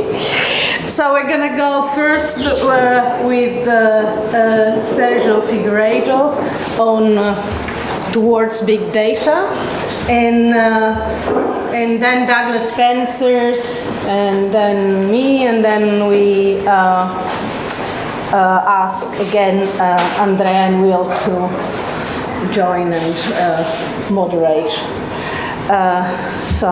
And there's going to be drinks after. Thank you, Sergio. Okay, so hi again. Before I begin, I just want to thank, of course, Teresa and also Doreen, although she's not here, for their kind invitation, as I'm very glad to sort of try to start some sort of conversation about what I'm doing or the transgression that I'm dipping my toes in, perhaps not so much in terms of theory, perhaps more in terms of history, but maybe we can discuss it. But this is a bit of a transgression that I'm dipping my toes in, and even as I test it out to establish some sort of framework for a big research project we are doing about looking at architecture exhibitions, particularly the taxonomy of architecture exhibitions. So theory and practice, thinking and doing are inevitably intertwined. The construction of most, if not all, theories, I would argue, finds its basis on observations of practice to generate insights and underlying ideas. The question that I pose to you today is, what if our observations have been, even if unwittingly, obscured, have been distorted or biased? How could we see the forest when all we have been looking at are the individual trees? Architectural theory must, once again, transgress and go beyond its confines to find inspiration in other fields, to reclaim any sort of faithfulness in its task of making sense of design practice, or, as Yvonne mentioned, making sense of our present condition. Specifically, I would argue that we must appropriate the techniques, the processes, the systems, the algorithms developed within the field of data science so as to enable a new way of seeing architecture, and with it enable us a new way of thinking about architecture. I am not the first in the humanities to find this particular transgression to be interesting or productive. In fact, I take inspiration in the work of the Italian literary theorist Franco Moretti, who founded the Stanford Literary Lab in order to approach literature with the quantitative methods first developed within data sciences. To this new set of tools, observations, and eventually theories, he has called computational criticism. So when his book, Graphs, Maps, Trees, Abstracts Models for Literary History, was first published in 2005, it was met with great controversy. Since in that book, he argued, quite heretically, as it was mentioned on the book's own jacket cover, that literature scholars, and I quote, should stop reading books and start counting, graphing, and mapping them instead. What Moretti was proposing was to replace the traditional close reading associated with literary criticism and theory with a form of distant reading in which the underlying patterns, the underlying trends of literature could be considered in their entirety through the use of bar charts, maps, and timelines. So his suggestion has shaken up the academy, since it meant that there was a shift in the type of analysis being conducted, as Moretti proposed much more of a mathematical analysis of data rather than a content analysis of that data. So in a certain sense, this approach to theory would make the old McLuhan maxim more appropriate than ever, since the medium would be indeed the message. So despite its claims to objectivity over the conventional subjectivity of critical analysis, ultimately the point about Moretti's computational criticism, as his critics identified, was not that it gets everything right, but that it opens up a fascinating new territory for discussion. Most importantly, Moretti claims that his approach allows for a questioning of the literary canon and the processes through which it is constructed. In short, how theory makes sense of practice. Perhaps something for discussing afterwards. Similarly to architecture, literature's canon has been defined by a select group of examples, which, as a result, has allowed the narrow distorting slice of history to pass for the total picture. What is being criticized then is the basic premise in close reading criticism that the few representative objects can stand in for an entire class or genre, or in architectural terms, can stand in for an entire style, movement, or oeuvre. Considering this criticism of the fallacy inherent to selective construction of a canon within architecture's own historiography establishes a connection to the work of another Italian, also another Marxist thinker for that matter, who equally criticized the shortcomings of singular constructions of history in developing theory and criticism. Manfredo Tafuri's critique on architecture's operative criticism has been widely discussed, so I will not go very much into detail here today, except to note that Tafuri associated this selective construction of history with singular narratives that served little more than to validate contemporary positions of modern architects, and that the suppression of, and I quote, conflicting layers of detail involved in any architectural project resulted in an illusion of a seamless, unified past used to promote an equally monolithic future, end of quote. I would also note that in response to the then prevailing operative criticism, Tafuri also proposed a much more inclusive discussion of architectural practice, resulting in an alternative critical method where singular history was displaced by a revelation and also an acceptance of history's own internal contradictions and plurality, stressing its dialectical sides and exalting it for what it really was. As such, Tafuri was advocating for architecture theory and criticism to adopt methodological innovations with new models for analysis in order to move toward a program of research conducted within the modern university. In short, it needed to develop consistently systematic methods of analysis that could provide broader perspectives into architecture's own body. Precisely what I believe computational criticism has the potential to achieve today. So naturally, the close reading of singular architectural objects or architects makes it all the more difficult to uncover, let alone consider, architecture's internal contradictions and plurality, as well as provide any type of competing readings of its practices. What Moretti has proposed instead was to instrumentalize the techniques of data analytics to develop the critical method of distant reading, as I've previously mentioned. So this two-part process begins with the acquisition of data that can be measured and compared, which then is subject to a process of deliberate reduction and abstraction in preparation for analysis.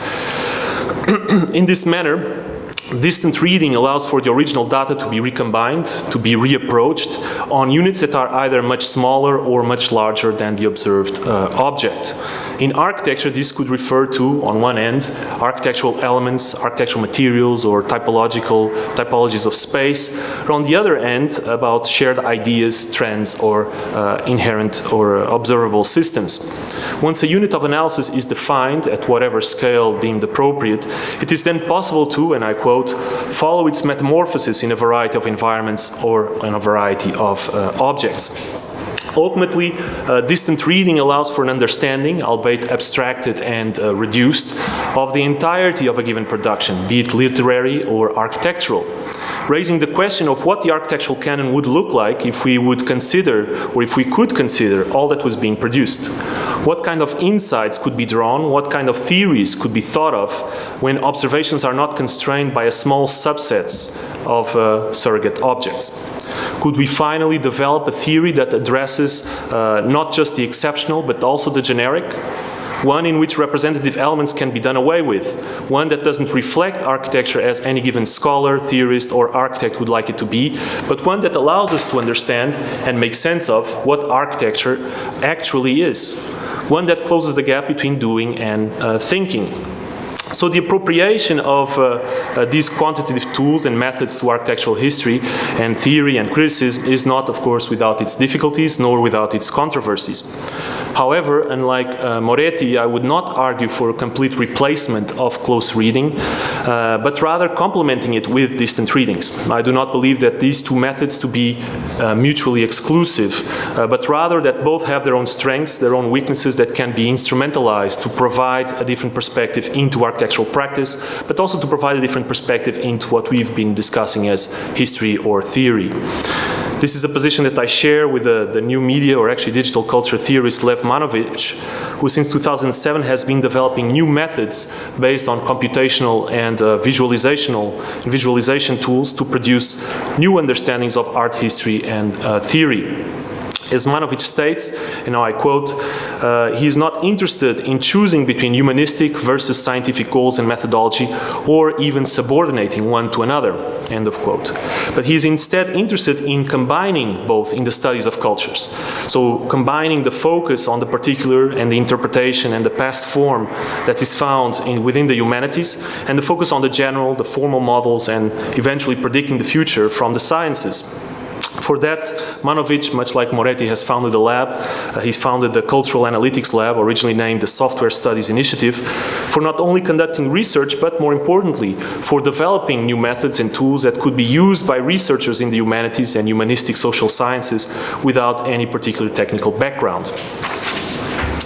So basically what I'm trying to say is that cultural analytics is to Manovich what computational criticism is to Moretti. So a set of tools, a set of methods and practices that allows for the large-scale analysis of cultural material.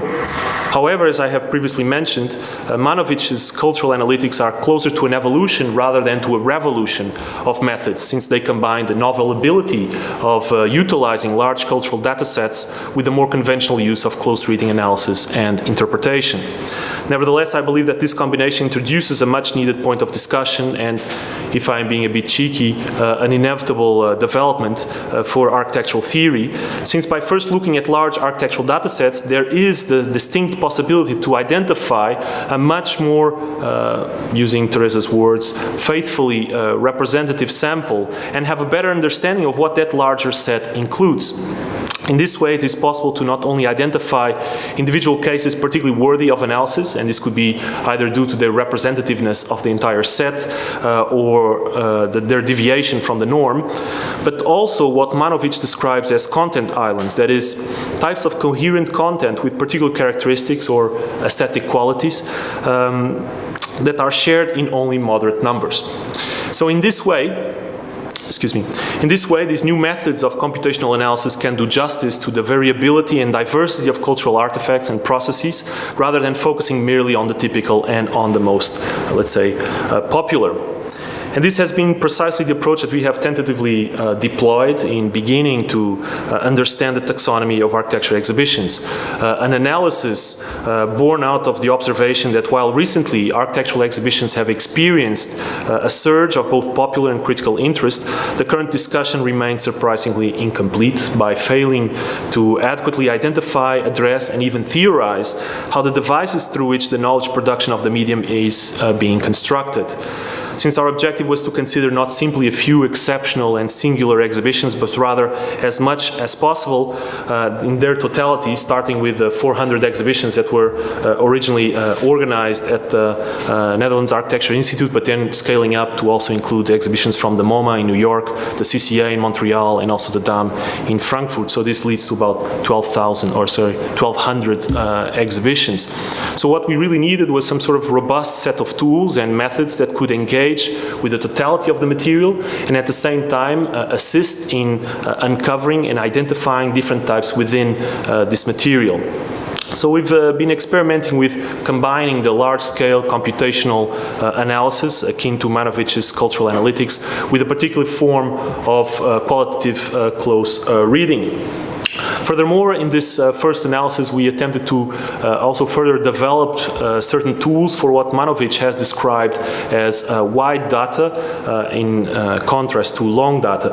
And what he means with wide data is when you are able to establish a number of variables that can be used to describe a large set of cultural artifacts.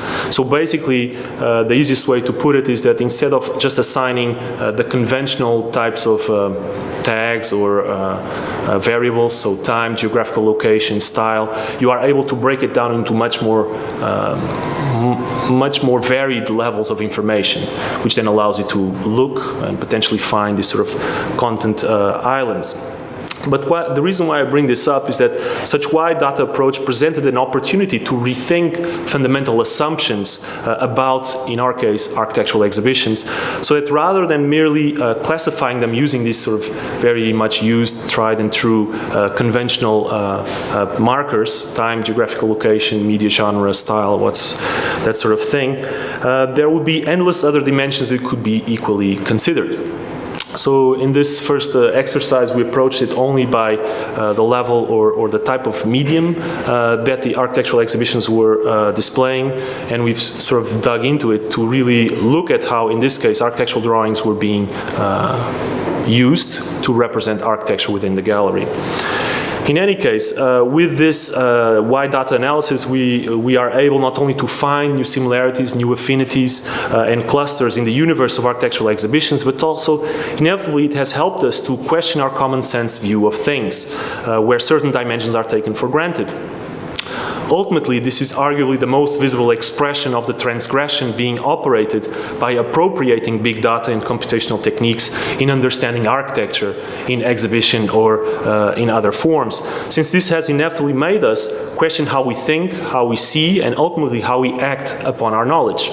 Everything changes when one becomes able to see the forest for the trees. Thank you.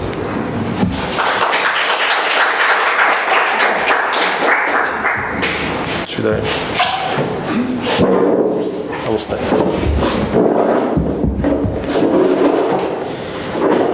Can I just move that? I'll just move it to one side.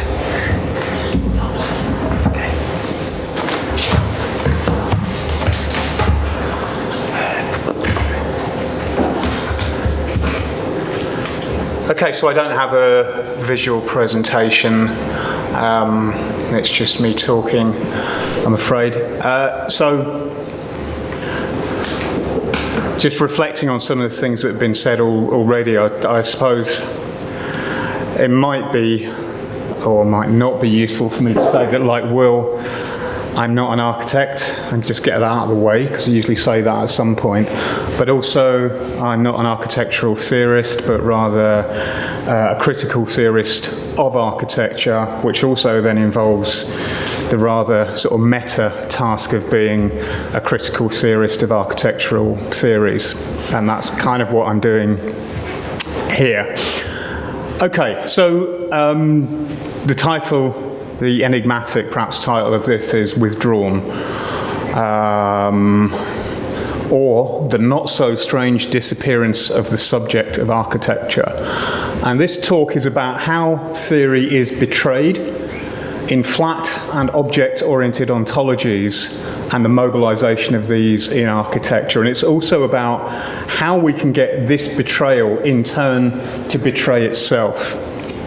And specifically how we can get it to betray its relationship to capitalism that it never explicitly speaks of. In what goes today by the name of architectural theory, the question of subjectification, that is of the shaping, habituation, acculturation and modulation of the subject, has fallen out of favour. Only really in feminist theories of architectural production and experience is it still afforded any real serious consideration. Even here, however, there is typically a reluctance, if not an outright hostility, to address this question in specifically Marxian terms, as distinct from Foucauldian or Deleuzian ones. So the Marxian terms of a critical theory of late capitalism. under the object-oriented terms of present fascinations in theory, the subject fails even to qualify as an object of attention.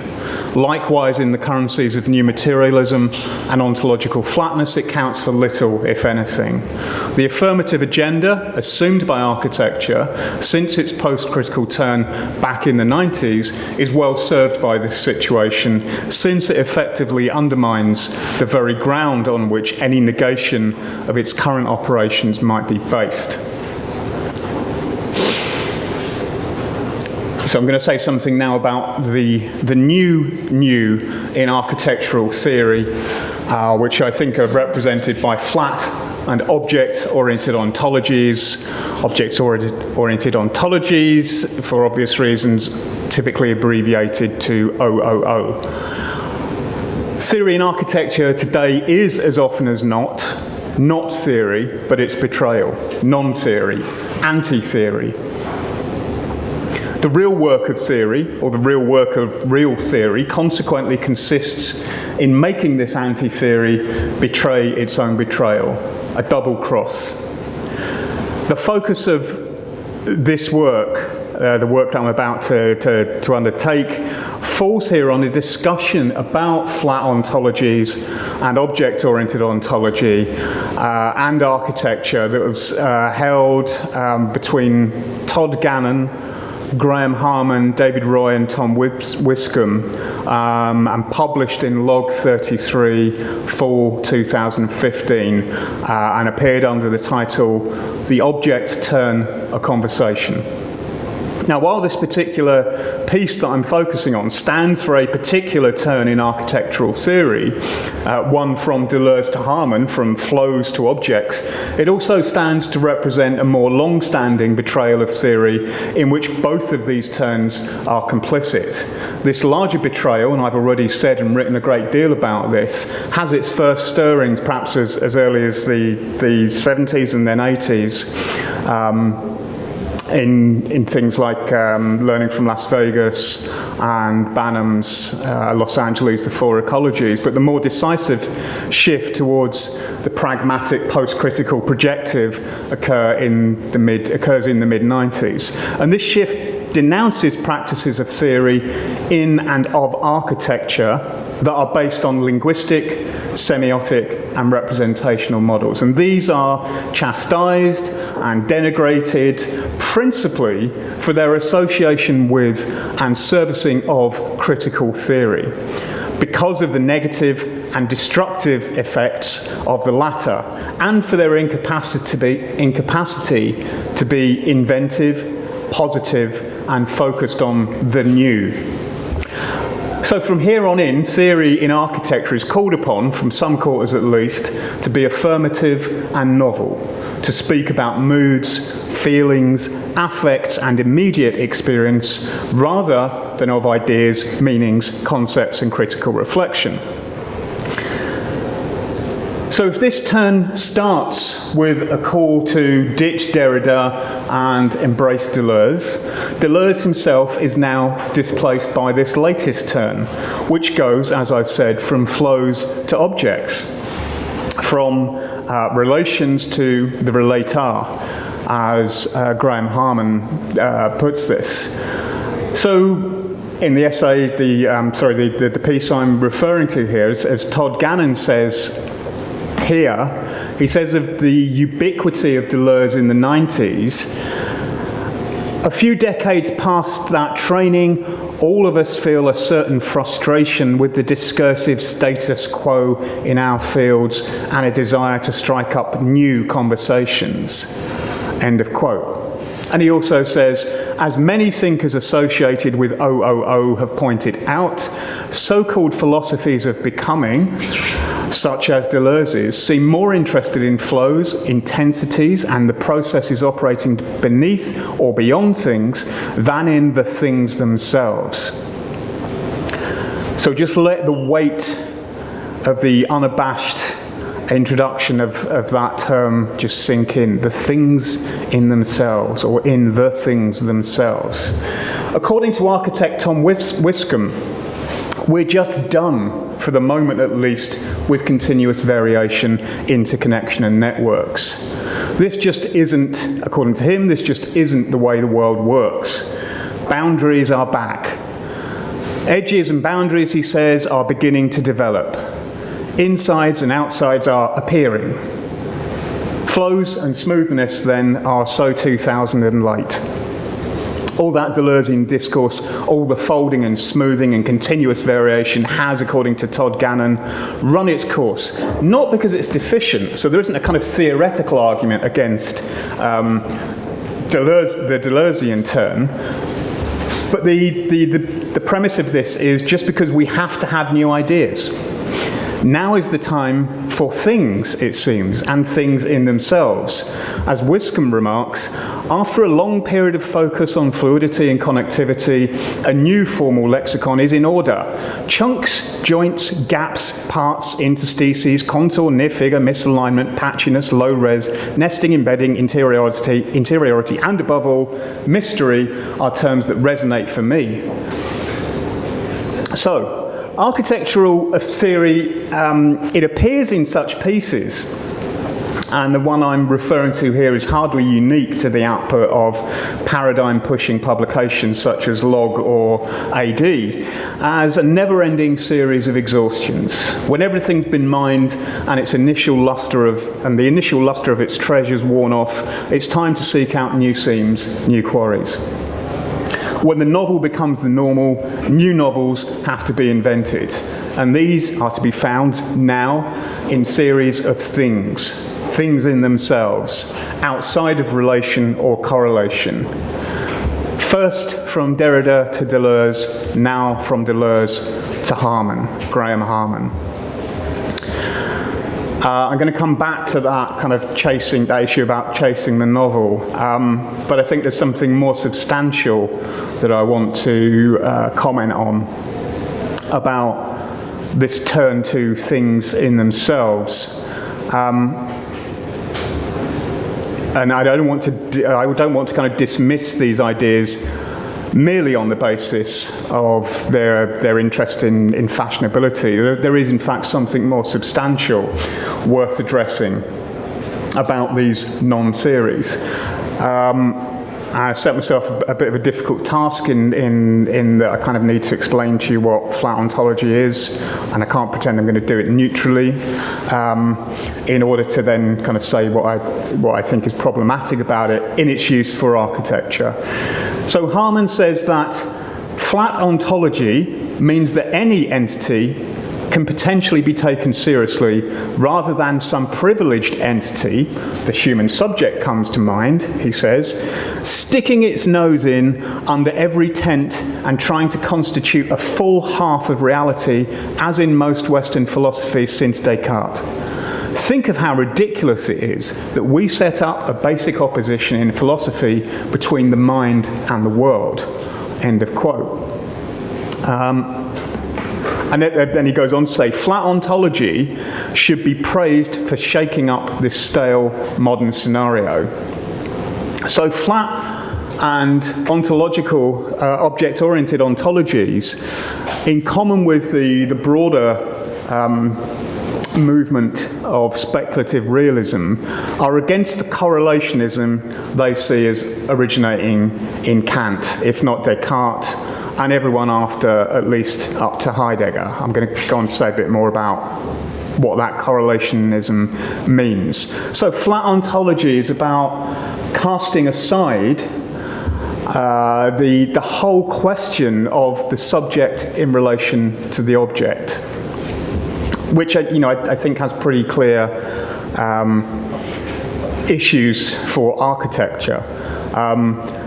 So casting aside the whole question of the subject in relation to the object, of the correlation in Kantian terms between noumena, things in themselves, and phenomena, so the things as these are perceived by the transcendental subject. So the subject is dethroned, brought down from its privileged position of occupying a full half of the equation between subject and object.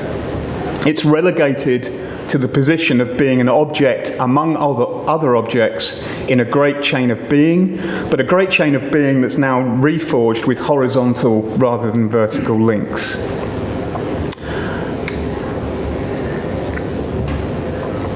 So, some polemical propositions about all of this from me.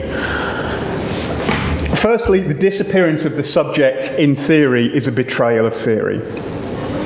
Secondly, theory is negative, linguistic, conceptual, and dialectic, or it is nothing.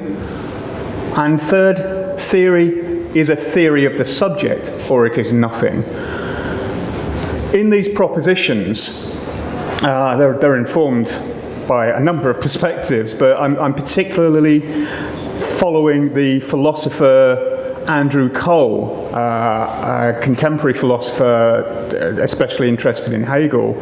I'm following him in locating the origins of theory, and as such, the origins of theory as dialectical in Hegel. In Cole's The Birth of Theory, he writes, and so this might be useful because it's, we can all have lots of definitions of theory, but let's have one to work with on and against if we want to. So he says, by theory, I mean, above all, the move away from philosophy within philosophy itself. Even as Hegel retained Kant's idea of philosophy, he completely broke it apart from within, placing inside the modern academic discipline a figure, a form of thought. A figure, a form of thought that is decidedly medieval and indelibly linguistic, dialectic. End of quote.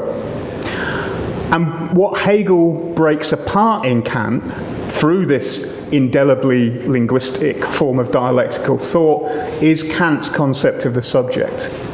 Hegel, writes Cole, rejected Kant's view of the subject, deep within which lies the logical a priori categories that sort and present experience as representation. No amount of history, no contingency of situations can alter Kant's transcendental subject, always hardwired to present experience by dint of the categories. Yet Hegel, continues Cole, yet Hegel yanked out the wires and crossed them. So Hegel's insistence on the linguistic and the conceptual is echoed, as Cole points out, in a definition of theory offered by Frederick Jameson. So this is what Jameson says. Theory begins to supplant philosophy and other disciplines as well at the moment it is realized that thought is linguistic or material and that concepts cannot exist independently of their linguistic expression. And as Hegel himself says, it is in language that we are conceptually productive. So Hegel's concern with the contingency of history and the historical situation to the making of the subject is, of course, what lays the groundwork for Marx. And Marx's historical conception of subjectification, which is mediated by specific historical conditions of capitalism, where, as he says in the Grundrisse, objects are produced for subjects. So capitalism makes commodities to be bought, but also subjects are produced for objects. So there's a reciprocal work of subjectification going on there that happens because of commodity capitalisms. So, back to flat ontologies, or object-oriented ontologies. So if I'm saying that these are not theories, then what are they? I propose that these are arguments for capitalism. And this is what I want them to betray themselves as. Or I might equally well say that these ontologies are correlates of capitalism. The first correlate, correlate 1, is that the new is just a rather old marketing device, which we're all very familiar with. The fetish of the new in all marketing campaigns, the fetish of the new, which always displaces itself with the new, and so on. So there's a kind of marketing of the people proposing these theories, a marketing of their own identities on the academic stage, a marketing of the journals in which their pieces appear, a marketing of the institutions to which they're affiliated through this constant invocation of the new, which is just a kind of might appear to have something to do with the avant-garde, but as people in this room know better than me, this is itself a kind of highly problematic notion about the relationship between the avant-garde and the new. So, correlate 2, the flatness of ontology just is the flatness of general equivalence on and through which capitalism operates. It might appear that this kind of flatness represents a kind of rejection of human hubris, or of architectural hubris, is that we stop thinking of ourselves as important and say, you know, who are we to say we're more important than a chair or a glass of water? And it might also imply that, you know, it has something to do with the disappearance of social hierarchies, or an advocacy of the disappearance of social hierarchies. This is not its rationale at all. There isn't any democratic impulse behind its antipathy towards hierarchies. So Harman says in this same piece, we live in an era that is just as pious about democracy and equality as an earlier era was about God. I've come to think that both sides in this dispute miss the point. What is really important in history is neither human individuals nor human collectives, but non-human objects.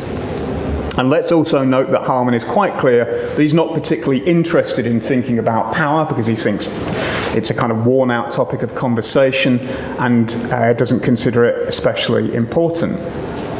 So there's no egalitarian political impulse behind flat ontologies or object-oriented ontologies. In fact, what's actually happened, and this is kind of political in itself, is that the political has been taken out of circulation as an object that we can phenomenally and conceptually address. Objects must now just be objects, and correspondingly, architecture just is architecture. Architecture just is things. Architecture is what it is. It kind of collapses into a tautology. And I'd say this is kind of like how capitalism operates, because capitalism is, at one level, a system of general equivalence that flattens out everything into a single ontology that affords no special place of privilege to the subject. So it kind of makes commodities of us all. No special place of privilege to the skills or the products of our labours. And, you know, this goes back, or takes me back at least, to Simmel in his famous essay of 1903, I think, The Metropolis and Mental Life. He says, and this is something that's quoted by Tafuri, all things float with equal specific gravity in the constantly moving stream of money. Correlate 3. Flat ontologies and object-oriented ontologies are also correlates of capitalism because they impute a mystery, an allure, and these are Harman's terms, and those echoed by his fans in architecture, like Tom Wiscombe, a mystery, an allure, to objects in and of themselves. So we can never know objects, so they have a kind of mysterious allure. So Wiscombe speaks, echoing Harman's vocabulary, of the ambition and need to keep architecture from losing its mystery as a thing in itself. So capitalism also makes the appearance of objects mysterious. It endows them with a mystical allure. And this is just called, more conventionally, commodity fetishism. The affirmation of the mysterious allure of the object is itself pure mystification and obscures as its phantasmagoric effect. What is obscured, for example, is the movement, so the transportation, the mining of materials. that architecture involves, the conditions of labour under which material is extracted and transported and shaped and formed, the conditions of labour under which architecture itself is organised, the ends to which architecture is put, even the labour of the concepts through which it is framed, promoted and consumed are all obscured by simply saying that architecture is a mysterious, alluring object.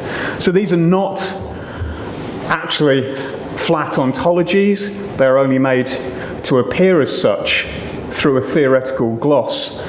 And this is more problematic than ever, I think. I think it's especially urgent to address and kind of address this issue and delve into what might seem, to some extent, a kind of minor concern about a few people having a conversation in an architectural magazine, especially because, conversely, there are so many figures and initiatives in architecture now that are trying to actually acknowledge labour in architecture. So people like the architectural lobby, like the architectural workers in the UK. Okay, that's the end. Thank you.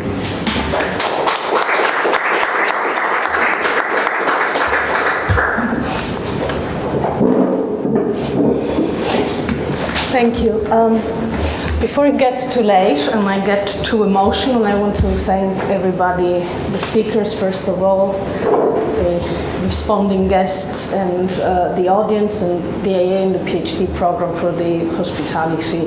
It's wonderful mental gymnastics. So in case I forget later, as I forgot the program, I just wanted to thank you. And at this point, I think that I could just show you my images and then go home, and borrow instead a few, not even sentences, but pieces of sentences from Mark and from Doug. So allow me to do that, and also to try and pull together some threads. Mark started with Hegel's idea of criticism and the ceaseless ruination of ideas as that which theory does. And another point was that an intellectual is an unreliable object. I think this could be fun as an architect who claims to be intellectually. The role of theory is to get philosophy off the back of architecture, and then to move on to a couple of points just made by Doug, quoting Andrew Cole. Theory is that move away from philosophy within philosophy itself, which I would like to further appropriate and paraphrase as architecture. The theory of architecture is that move away from architecture within architecture, which is in a way what I'm trying to say later, and then architecture is what it is, yes, and then we return to architecture and a couple of pictures, which I'm not sure. Because it's not plugged in.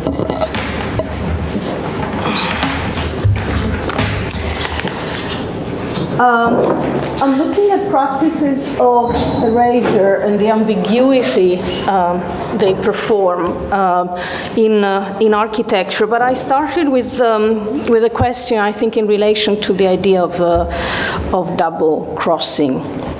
So what happens when architecture is critical of itself and critical of its criticism, and appropriates its coded representations, and I'm thinking of plan, section, manual, the sketch, the drawing, painting, etching, but also the letter and also the writing in architecture, to undo itself and thus speak about architecture in images. So in other words, how does architecture double cross itself to exit its obvious tasks and look at itself as if from the outside, to then return to itself, but changed? Is this a production of thought on architecture literally from within architecture? Then the double crossing, which is a stake here, needs to be taken very literally as a twice crossing. Architecture needs to get out of itself and critically and transformatively look at itself to then return to itself at its practice. And in this sense, the crossing that is double must be interpreted both literally and dynamically. It's a crossing that exits, transgresses, breaks away from the point of view of the established and the conventional, and then returns, and it needs to return. But what it returns to is not the same. It is a same that, because of what happened, is changed by this very transgression performed in this double crossing. So we know of theories that stem from architecture, transgress and forget architecture to return to it, in a sense of returning to being fully architecture, not just applicable to architecture, but be in architecture. But this is would be another story.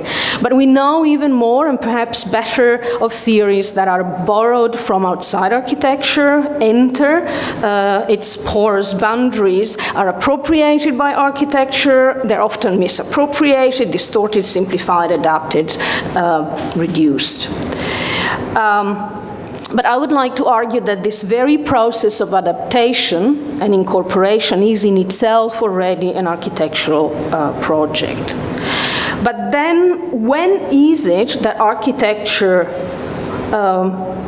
performs these crossings? And why is it interesting at this point? And is this theory? And can we speak of a theory of architecture, or better, of a theory from architecture, rather than of architecture? Forgive me the playing with prepositions. What I'm trying to argue is that the directionality and intentionality of this exit and this return is what I would like to address as a double crossing. And I would like to claim for this the nature of project and of an architectural project of critique. So if theory is liquid, as Yvonne suggested, it enters, erodes, displaces, and is continuous, or as Marx suggested, it infiltrates, but it also constantly betrays, this theory needs to stem from architecture. But it is different. It is clunky. It's encumbered by practices, by history, by materiality, by making. It needs to exert, in the sense of exhausting itself. It needs to make an effort to produce this, because as it constructs this, it needs to demolish itself. And even its own very destructions are undoing. And so what I'm just trying to propose this by using a couple of examples which practice this through what I've called erasure. Of course, erasure is not only an act of removing.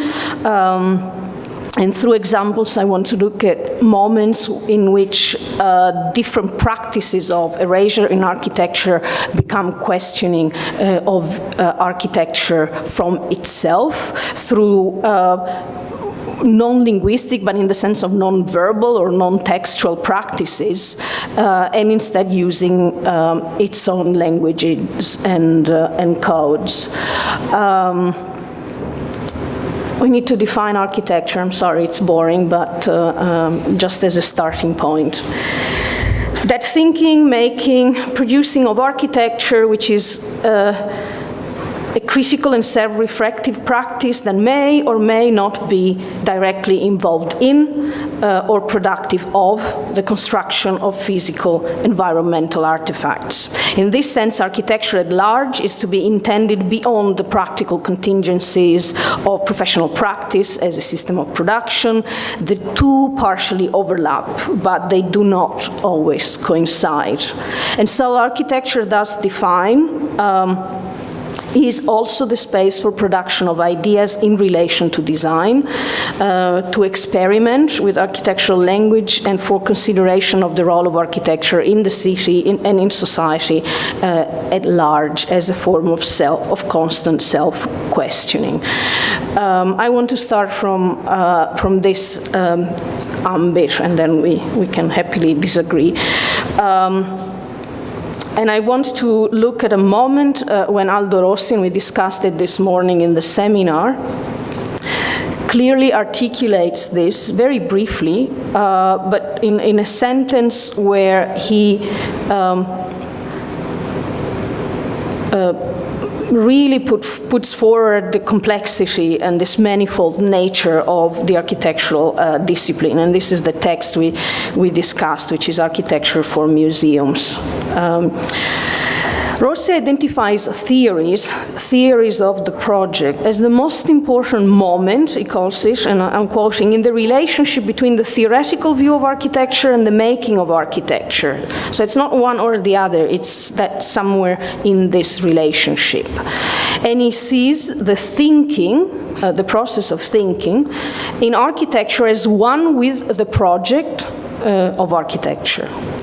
So it's subjective, it's far from the modernist method. It's an architectural theory that for Rossi remains internal to the discipline of design and produces an autonomous discourse that does not need to recur to external disciplines, such as economy, sociology, linguistics. Of course, Rossi is the first one who does it. So what happens when we talk about erasures?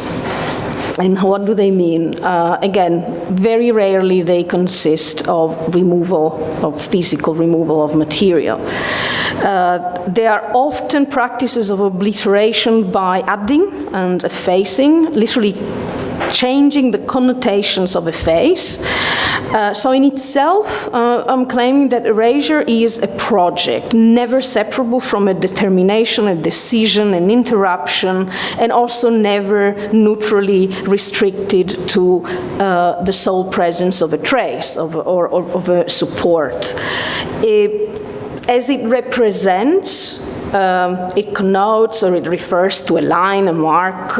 It's always also more than its trace, and it refers back to the object or to the absence of the object or to the deliberate removal of the object and to a wider context of its deliberation. In this sense, then, architecture can perform erasure also while remaining within the specifics of the discipline. Erasure of a building's function, or erasure of architecture's history that reinvents a building's memory. Operations of erasure become critical tools for architectural design, whose innovative potential paradoxically resides in its partial failure. If it succeeds, if it completely erases, it fails. A brief example, we're in 2003, Belgian architect Lieven de Boek identifies and displays what he calls the 7 sins of urbanism. One of these is typology, is the typology of the modernist form follows function. And one of the statements claims that the separation of function must be dismissed to produce what he calls a more attractive world made of the non-denominator of heterotopias. What is more attractive? The statement advocates, and here is the erasure, the suppression of the notion of modernist typology. But as it does it, it proposes this fluid and recombinable arrangement of what the proposition calls the non-denominator. So there is a suppression of typology here, but we're talking about type and its possibility, intrinsic possibility, or rather potentials for re-elaboration and only partial adhesion to, if not total indifference as well, to function.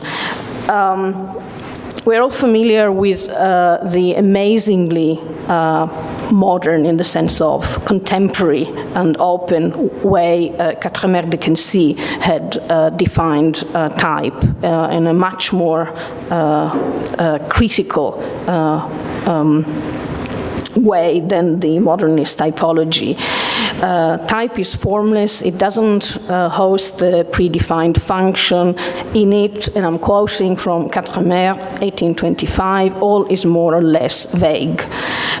This type is a nucleus for complexity of spatial arrangements that are adaptable and are accommodate but are not generated by a function, and therefore the possibility of variations are intrinsic to it. I quote again, 1825, like a sort of nucleus about which are collected and to which are coordinated in time the developments and variations of forms to which the object is susceptible, unquote. So this idea of vagueness, which we find already in Quatremer's type, questions the very stability of form and opens the oscillations of the multiple. And so the book's manifesto, when relating to the attractiveness of the non-dénommé, derives from this challenge of function. The modernist language of architecture is subjected to oscillations, to question the given of function and incorporate the unexpected and the yet unnamed. It opens possibility. He continues, the following year he moves with these Tipex on the idea of the architectural type. He takes his Neufert, Practical Encyclopedia of Design and Building, also known for English audiences as Architect's Data, and starts selectively typexing. To be noted, Neufert's very conveniently sandwiches museums in his manual between churches and cemeteries. It's a Foucauldian reading, maybe unintentional for Neufert, but we're talking about institutions which are also heterotopias. So it's interesting to look at the museum, but the museum in Neufert is identified as a container, and it's reduced to a functional diagram to optimize shelter, storage, accumulation, catalog display, and lighting. That's the only thing, really. So in the manual, the functions and the systems of relations are defined, but the architecture is not. The architecture is reduced only to typologies broken down in other sections of plans which do not find correspondence. And it's here that the book produces his critique of typology by erasing, but not everything. He veils parts of text, parts of functions, and then very interestingly, having performed this operation, does almost the reverse, takes buildings which are not museums, you can probably recognize this one, and says, well, then maybe this is a museum if I change the legends. So this erasure is a drawing that cuts through architectural typologies and conventions, removes functions, but returns forms to the possibility of the project. He adds new liquid lines, and the correction fluids ends up by creating new contents by removing past details. So this whiting off does not scrape away anything, it adds doubts, it produces questions on certainties of the given. It obliterates functions, keeps spaces, or the other way around, to reoccupy them and modify them with the possibility of the vague. Emptied forms and rules become available once again and liberated for a reinvention, not from scratch, never from scratch, but from a designed partial amnesia. Another form of erasure, and this is a true assassination. And of course, it's performed by Aldo Rossi and published in, as a cover of Tafuri's book. But actually, there's another story. The watercolor Architecture Assassinée is dedicated to Manfredo Tafuri and becomes emblematic of the difficult relationship between the two and between the project of critical architecture and the project of history that the two were defining at the same time, in the same city, in the same university, in different departments having lively arguments. So we have Tafuri's historical project, Rossi's critical architectural projects. What do? They both, in different ways, produce breakings. The method of history, the language of architecture. But when Rossi's image is dedicated to Tafuri, there's a further step, which is the denunciation of a crisis of architecture from architecture in response to the denunciation of the historian. What I'm trying to argue, but I'm actually heavily borrowing from Tafuri, or rather from some previous writing by Tafuri, is actually this was already happening without Tafuri writing this, and there is where I'm trying to point out at this architecture working through itself. Rossi draws the breakings of his own architecture, and they become symptomatic of a shift in his own work.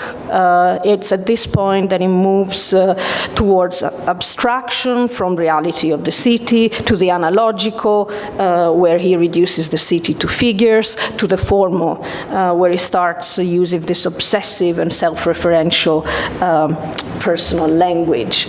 But this is what we know. It's the editorial move that places Rossi's images on the front cover of Tafuri's English version of Progetto e Utopia. And so we always read this as a response to this.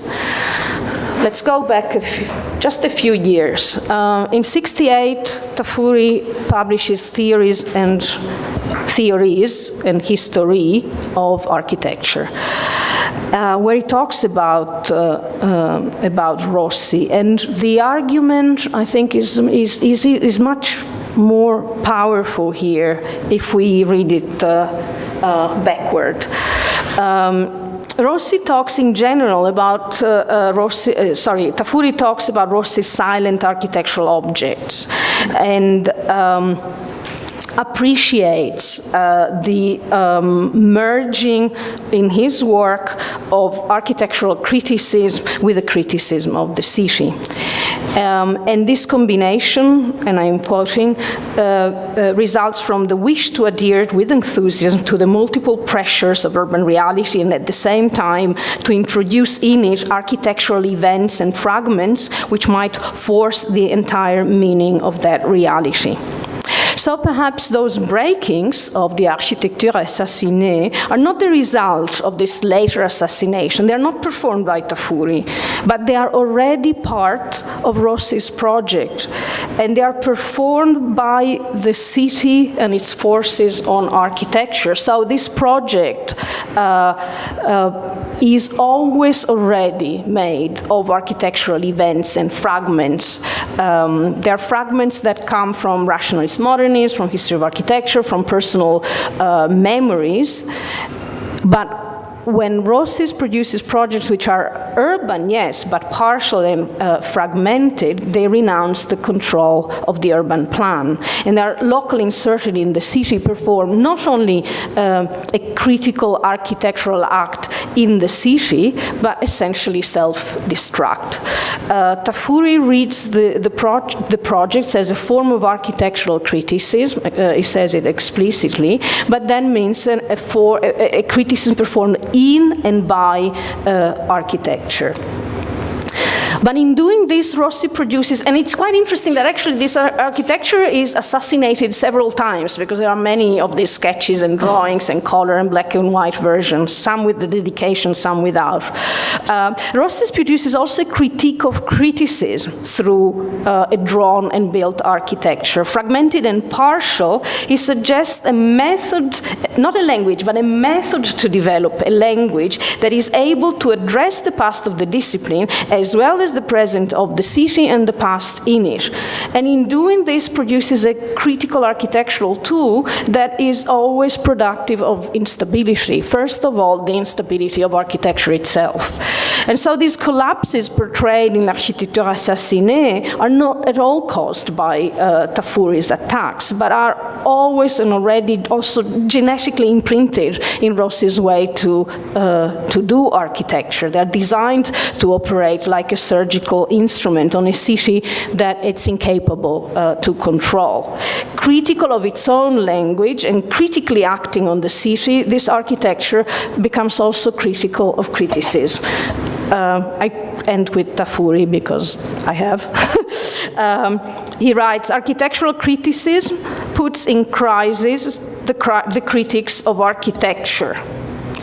On the contrary, since the traditional task of criticism is already realized within the architectural structures, one could say that an independently critical architecture has the objective of destroying any critical intervention from outside.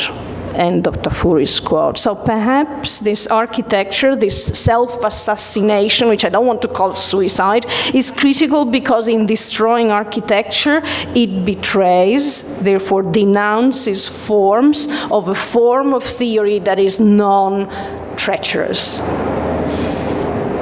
I stop before betraying myself.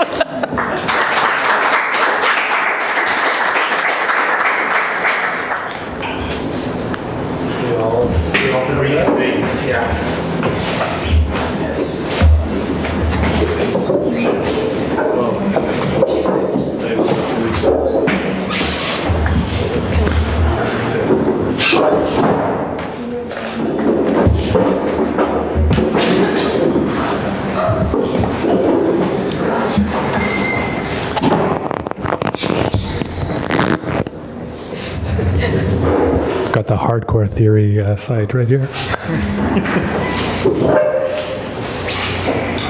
Could I begin this one? Yeah. Just as a kind of public announcement to begin, Tafuri was mentioned by all three in this session, so that means it's open season for the audience and for the respondents, I think. Okay. I think Teresa's talk brought our attention to the larger institutional context of the question of betrayal, the question of theory, and also, therefore, the question of criticality. Criticality, as Doug also talked about it, being an external question of criticism, but as Teresa talked about it, as an internal project of architecture, self-criticism, with a very complicated relationship that Tafuri describes with external criticism. I think at this point, it's helpful to distinguish between architecture as an institution and architecture as a discipline. And in the project, the way the project reconstructs architecture each time anew, erasing in order to reconstruct, this is an interrogation and a critical self-reflection on architecture as a discipline, I would argue, rather than architecture as an institution. But architecture is incapable of questioning is its own raison d'etre, its own existence. If it does, it's only to the extent that it's, in a sense, a disciplinary problem and not an institutional problem. Of course, now I'm going to reference Tafuri. This all stems back to the moment in which the architectural institution was put in crisis in the early 20th century with what he calls the realization of the plan, at the point at which architecture becomes less a subject of planning and now the object of planning. You have to think about, I think, the question of self-reflexivity, of self-criticality within this fundamental periodization. In this sense, the question of criticism as an external practice, critical theory, becomes at what point can you force the betrayal? What actually happens beyond the betrayal? At what point can you cross to the institutional level and talk about architecture as a material production within society that has a real class basis, a real social basis, an ideological basis, and so forth? I think to connect to Sergio's, also, well, you also referred to Tafuri, so. It was very interesting the way you mentioned Tafuri, particularly, I think you were talking about the theories, plural, of the title, which are not really what we think of as architecture theory. It was new typological researches and other technical, what we would think of as more technical theories of the time. I think for me, the interesting and sort of questionable point in your presentation was the kind of disciplinary shift that occurred between those tools as a methodology for history and those tools as a methodology for the exhibition and for curating. At that point, and I think this reconnects also to the question of the museum or architecture for the museum, the question of exhibition or of curating draws again the critical tools back within the architectural institution.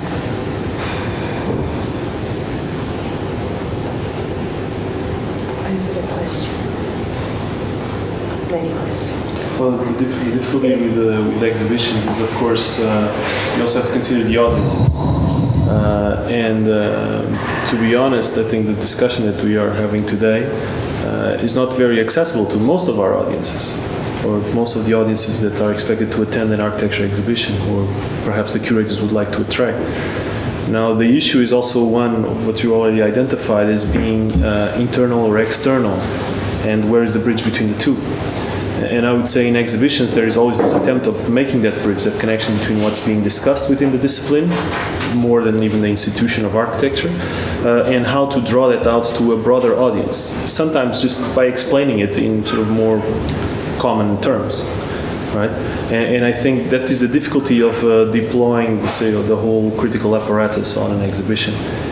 But the good thing of the exhibition, on the other hand, is that it allows the space for deploying that apparatus should the curator or whoever is organizing the exhibition would wish to do so. A bit like the story of Picasso and Las Meninas. You appropriate something that is there, and then you actually create the space to make whatever you think you can make of it. I don't know if this makes any sense. But you said something which I think actually resonates across our different talks. It's the idea of I don't remember exactly the words you used, but the non-typical in curatorial terms. So the kind of database approach you showed us allows to think of the discipline and transformation in a different way. So there's not, rather than the exemplary or the typical, because in the end, the exemplary and the typical can exist only because of the mass of what we would call data now, but of the other and the rest. And so there's always a choice, which could be architectural, curatorial, or critical, to propose and in a way pre-digest for somebody, and yes, it needs to be accessible and explainable, but the idea of the non-typical, but the typical is that produced by the more open presentation of that which can be compared. So I think it reflects also a move which is not only in displaying architecture or maybe other curatorial practices or approaches to critical analysis of literature or paintings, but a different way of also producing it. So I think I don't see it as too far from these attempts to question typology in functional terms as a predefined form, but this wonderful word which Quatremer uses, which is the idea of the oscillation, it's almost pulsating on your slides, and the visualization of the data is just that 2 centuries ago they couldn't do it. They could write about it, but they couldn't draw a type. But now you can not draw, but you can visualize it. That in itself, in a way, is maybe a response to this unsatisfactory approach to a selection which we are not happy with anymore. Never were, actually, I think. What I was thinking, particularly in the first part of our discussion, was this issue of orthodoxy and unorthodoxy. and that this is just another tool to flesh out what orthodoxy might be, or might mean, even if only to point out to the unorthodox and point it out as an exemplary form of moving forward. Something that was interesting was just one slide that I showed from our project, but what was interesting was to find out those exhibitions that used architectural drawings in a completely different way than what we expect to see. In fact, with that project, we identified what the student at the time called the 4 pillars of architectural drawing. That it is vertical, that it is framed, that it is grouped, either thematically or in aesthetic terms. And then the question is, when that doesn't happen, what is it trying to say in terms of content? So that's where I was also trying to establish this relationship between analyzing format in order to find out where the content is going. I draw back to this idea of internal mechanisms and external mechanisms. And what I was thinking as Doug was talking about, this flat ontology, was if the internal mechanisms of architecture is always about borrowing from other disciplines, other fields, when does it remain being a betrayal and when does it becomes a norm? Because it feels that we're always talking about borrowing from other places, then isn't that just our modus operandi? Yeah, I mean, perhaps some sort of answer to your question, I distinguish between a period, principally up until the early 90s, where both theory and philosophy are appropriated in architecture, but also as a way of kind of the discipline challenging itself, kind of making trouble for itself. So theory and philosophy become kind of troubling to the extent that, by the 90s, people say, it's just ending up being negative, and it's ending up pulling everything apart. My perhaps orthodox notion of theory, that just is what theory does. It pulls things apart, things which are supposedly coherent. So it's always going to be troubling to theory, but I see a kind of strategic move on the part of some figures, whether one calls it projective or post-critical or some kind of new pragmatism, to dispense with the theories that are trouble and they're therefore kind of challenging to architecture, and take theories which can be affirmative for architecture, from which one extracts from figures like Deleuze's figures, the smooth, the folded, which kind of firm architecture is kind of topical, philosophically sophisticated, but without really making trouble. They allow it to be inventive, they allow it to be new, rather than mired in certain problematics. And so that's why I see that although there's this, I'm sure there's another turn that is about to happen, but so the turn from Deleuze to Harman, and also the turn from Deleuze to Latour as well, kind of in between, these are all kind of a subset of a larger turn to a theory that can be appropriated because it doesn't make trouble for architecture. It allows it to gloss its actions and its practice in a certain positive light. This text by Latour, that he says that he's particularly referring to the super Dutch development of the 1990s, and he's talking about, it's a criticism of criticism, I suppose. He's saying that critics in the Netherlands, they are just cheerleaders of a new movement. That anything that does not correspond to that format is sort of obliterated from view. And that's also why I bring this type of methods to the front, because then those things perhaps become flat and becomes just as equal as the others. And then also worthy of potentially worthy of attention. But what I found interesting of what he was saying was that he was precisely talking about this seeming appearance of criticism, but in fact just reiterating or affirming what was being done. In a certain sense, not so far from Tafuri's operative criticism of reasserting what is being produced. Which is perhaps why, I try and insist. I try and insist on there being a difference, or at least a kind of useful distinction to be made between criticism and critique. So critique, I locate Kant You and are Hegel. the meta-critical theory. Yeah, and then criticism is about just like talking about something that kind of sells it in a way.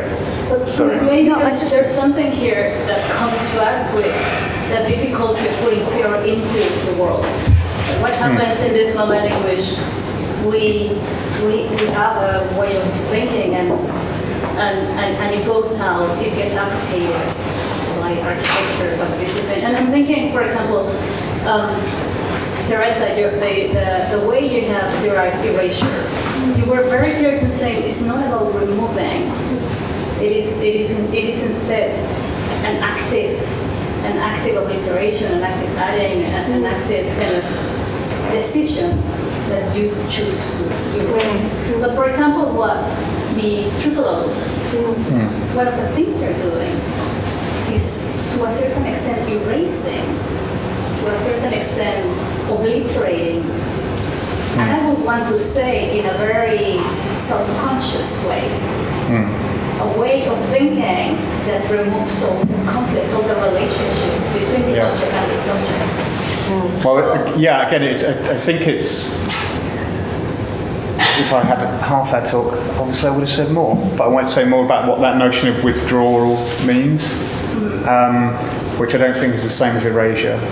Because the withdrawal, the politics of that, or what I'm critical of in the politics of that, is it withdraws from perception. It says, in the denial of correlation, it says, it doesn't really matter what you think about the architecture. In fact, we kind of just like withdraw that as ontologically, we withdraw that as a possibility that humans have a particular relationship to architecture, which is just absurd, apart from anything else. And I'm also thinking of Andreas Malm, who has a really nice critique of Harman and Latour, but he says, okay, so, there might be some seeming modesty about saying, well, we're all just things amongst other things. It says, only human beings can come up with capitalism. Right? And we have to acknowledge there is a distinction there, and it's worth kind of maintaining that distinction, because it's kind of vital now more than ever to understand that there's a relationship between us as producers of capitalism and everything else in the world. Can I, because there's something you mentioned, I don't know, I asked both of you because maybe it's not the same thing, but when Sergio started, you mentioned how much, again, I'm misquoting you, but the exhibition or curation represent how much it obscures and how much, I don't know if you used obscured or I use it right now, not in the but and you're talking about the I find it very difficult to say as did you say glazing over? Glossing. Yeah. But it's this idea. Now, I'm interested in what happens behind, whether it's an exhibition or it's curation that be excluded, and what happens underneath this gloss glaze, where, because it's not that things stop happening, the conflict or the problem or changes, whatever that may be, because they are partially or maybe totally covered for a while, it doesn't mean that they don't happen. So it's the problem is still there. I mean, you can remove it, you can ignore it, gloss, glaze, color, obscure, but it doesn't go. You're helping me work out the possibilities of my kind of figuring this as a glossing over, because that's the notion that thinks it's a deep, rich varnish, but it's so in Triple O it's like so we just kind of see something mysterious and alluring poking through, but it makes it as if we can't access it because that place. But we can talk about how much that cost and what material it's made of and where it came from and who produced it, and it might be difficult to discover those conditions of labour and material extraction, but we can do that. We can have a materialist analysis. The objects are not mysterious. Capitalism is not a mysterious process. It's a mystifying But this practice. is creating it. But then it becomes dangerous because it doesn't address things which are still happening, and then it doesn't mean that they don't.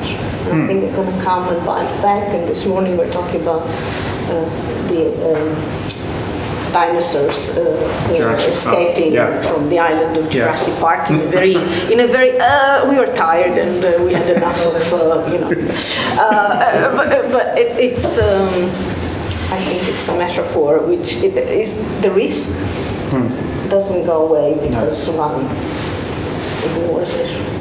Well, if I'm not wrong, the whole thing of the tricolor started with I talk about Graham Arman, of course, but with a kind of a reflection on the issue of the tool, right? Because in this second section of presentations, we've heard many times the word tool, which is not, it's not really the same thing of object. I would say it implies a criticality, of course, right? And at the same time, we've heard about this kind of non-anthropocentric philosophy in a way. Which if I try to go back to the issue of betrayal, I would say this kind of a non-anthropocentric philosophy is a way to state a betrayal of idealism, of course, evidently, because the subject is no more there. The issue is this one. We try to, from this kind of non-anthropocentric theory, we try to look at things from the outside, as if I'm not wrong. So what do we see in architecture if we look at architecture from the outside? I think that it is possible to do it. If we go back to Latour, we can see tons of actors, contracts, bureaucracy stuff, and the only things, now I use things that make sense within this kind of negotiations are tools. Of course, tools are basically are objects that somehow imply a certain criticality in order to be used inside a particular negotiations. So, for instance, if we look at Rossi from the outside, if we read his essay from the outside, it is, as I told this morning, but it is pretty evident that the issue of type was intended as a tool, because it was looking for somehow tools in order to portray his didactic activity in university, because tools were lacking, actually. And so in this sense, I do not really find a great difference between Neufert's way of dealing with data and somehow notion, Rossi's somehow notion of types. I see both somehow related to the issue of the tools in architecture, right? And so I think that even your presentation at the beginning, Sergio, really somehow try to figure out how somehow the tool, the issue of the tool could evolve somehow in a way, right? But I have a question because I don't really understand. Well, it seems to me that it implies a criticality, what you presented, but I don't understand how, which kind of possibilities of critiques it embeds, And so all the things, but now it's a little bit confused, of course, because it's hard to keep all the things together. Anyway, I would really kind of like to ask you about what, somehow, a little bit a reflection on the tool and how somehow it can somehow be related to an act of betrayal. Because it seems to me that from this presentation it's emerged somehow the subject. At least the type. Let's go back to the type. Do you think it's a tool? No. No, I don't. And I don't think that the way Neufert uses it and the way Rossi uses it are the same. But even though absolutely different. But even though you look at them from the outside, as we said. But what does it mean to look at it from the outside? Exactly. You can't. Well, you cannot, because if it's a functionalist typology, you can look at it from the outside because it's defined. But if you're talking about the type, you can't look at the type. You can think the type, you can look at it intellectually, because the type doesn't exist. Well, isn't the type a tool specifically developed by architecture in the 60s as a means to reconstitute disciplinarity? No, that's typology. The type is an idea, and purely an idea. And actually the type was much more close to the, what did you call it? The non-typical, it's the enormous mass of approximation when not a single one gets it. And because of that, it's interesting. But isn't that the point of typological research and the type? Is that it's an inexhaustible resource? It's a game then you can keep playing? That's the whole point of reconstituting disciplinarity. Because it's not something you go and easily fish out. It is always a challenge. And the moment you engage with it, you add to it. So it's impossible to call it betrayal if you want. The moment you touch it or you try to access it, you're already changing it, and therefore you're adding to it. And that is that's the beauty of it.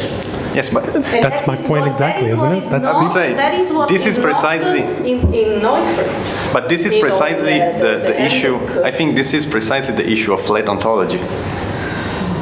We went back to flat ontology because we say that there is a reality that is completely outside of the intention of the object, of the subject. Sorry, yeah. That is the object that is alive in itself that you cannot catch completely. No, but it doesn't have a life in itself, and it's not away from the subject because we're talking about the work of the subject or whatever you want to call it. So right. It's not the same thing. Because it also comes from. Can we argue over the beer, which is getting warm? Oh, sorry. Can we close? I'm sorry, audience, because the fact that we had organized the set of comments and questions and arguments, which we did not sexual, they're improvised. In a way, it didn't open the floor, but maybe we can continue talking in the glass or a bottle. Thank you very much.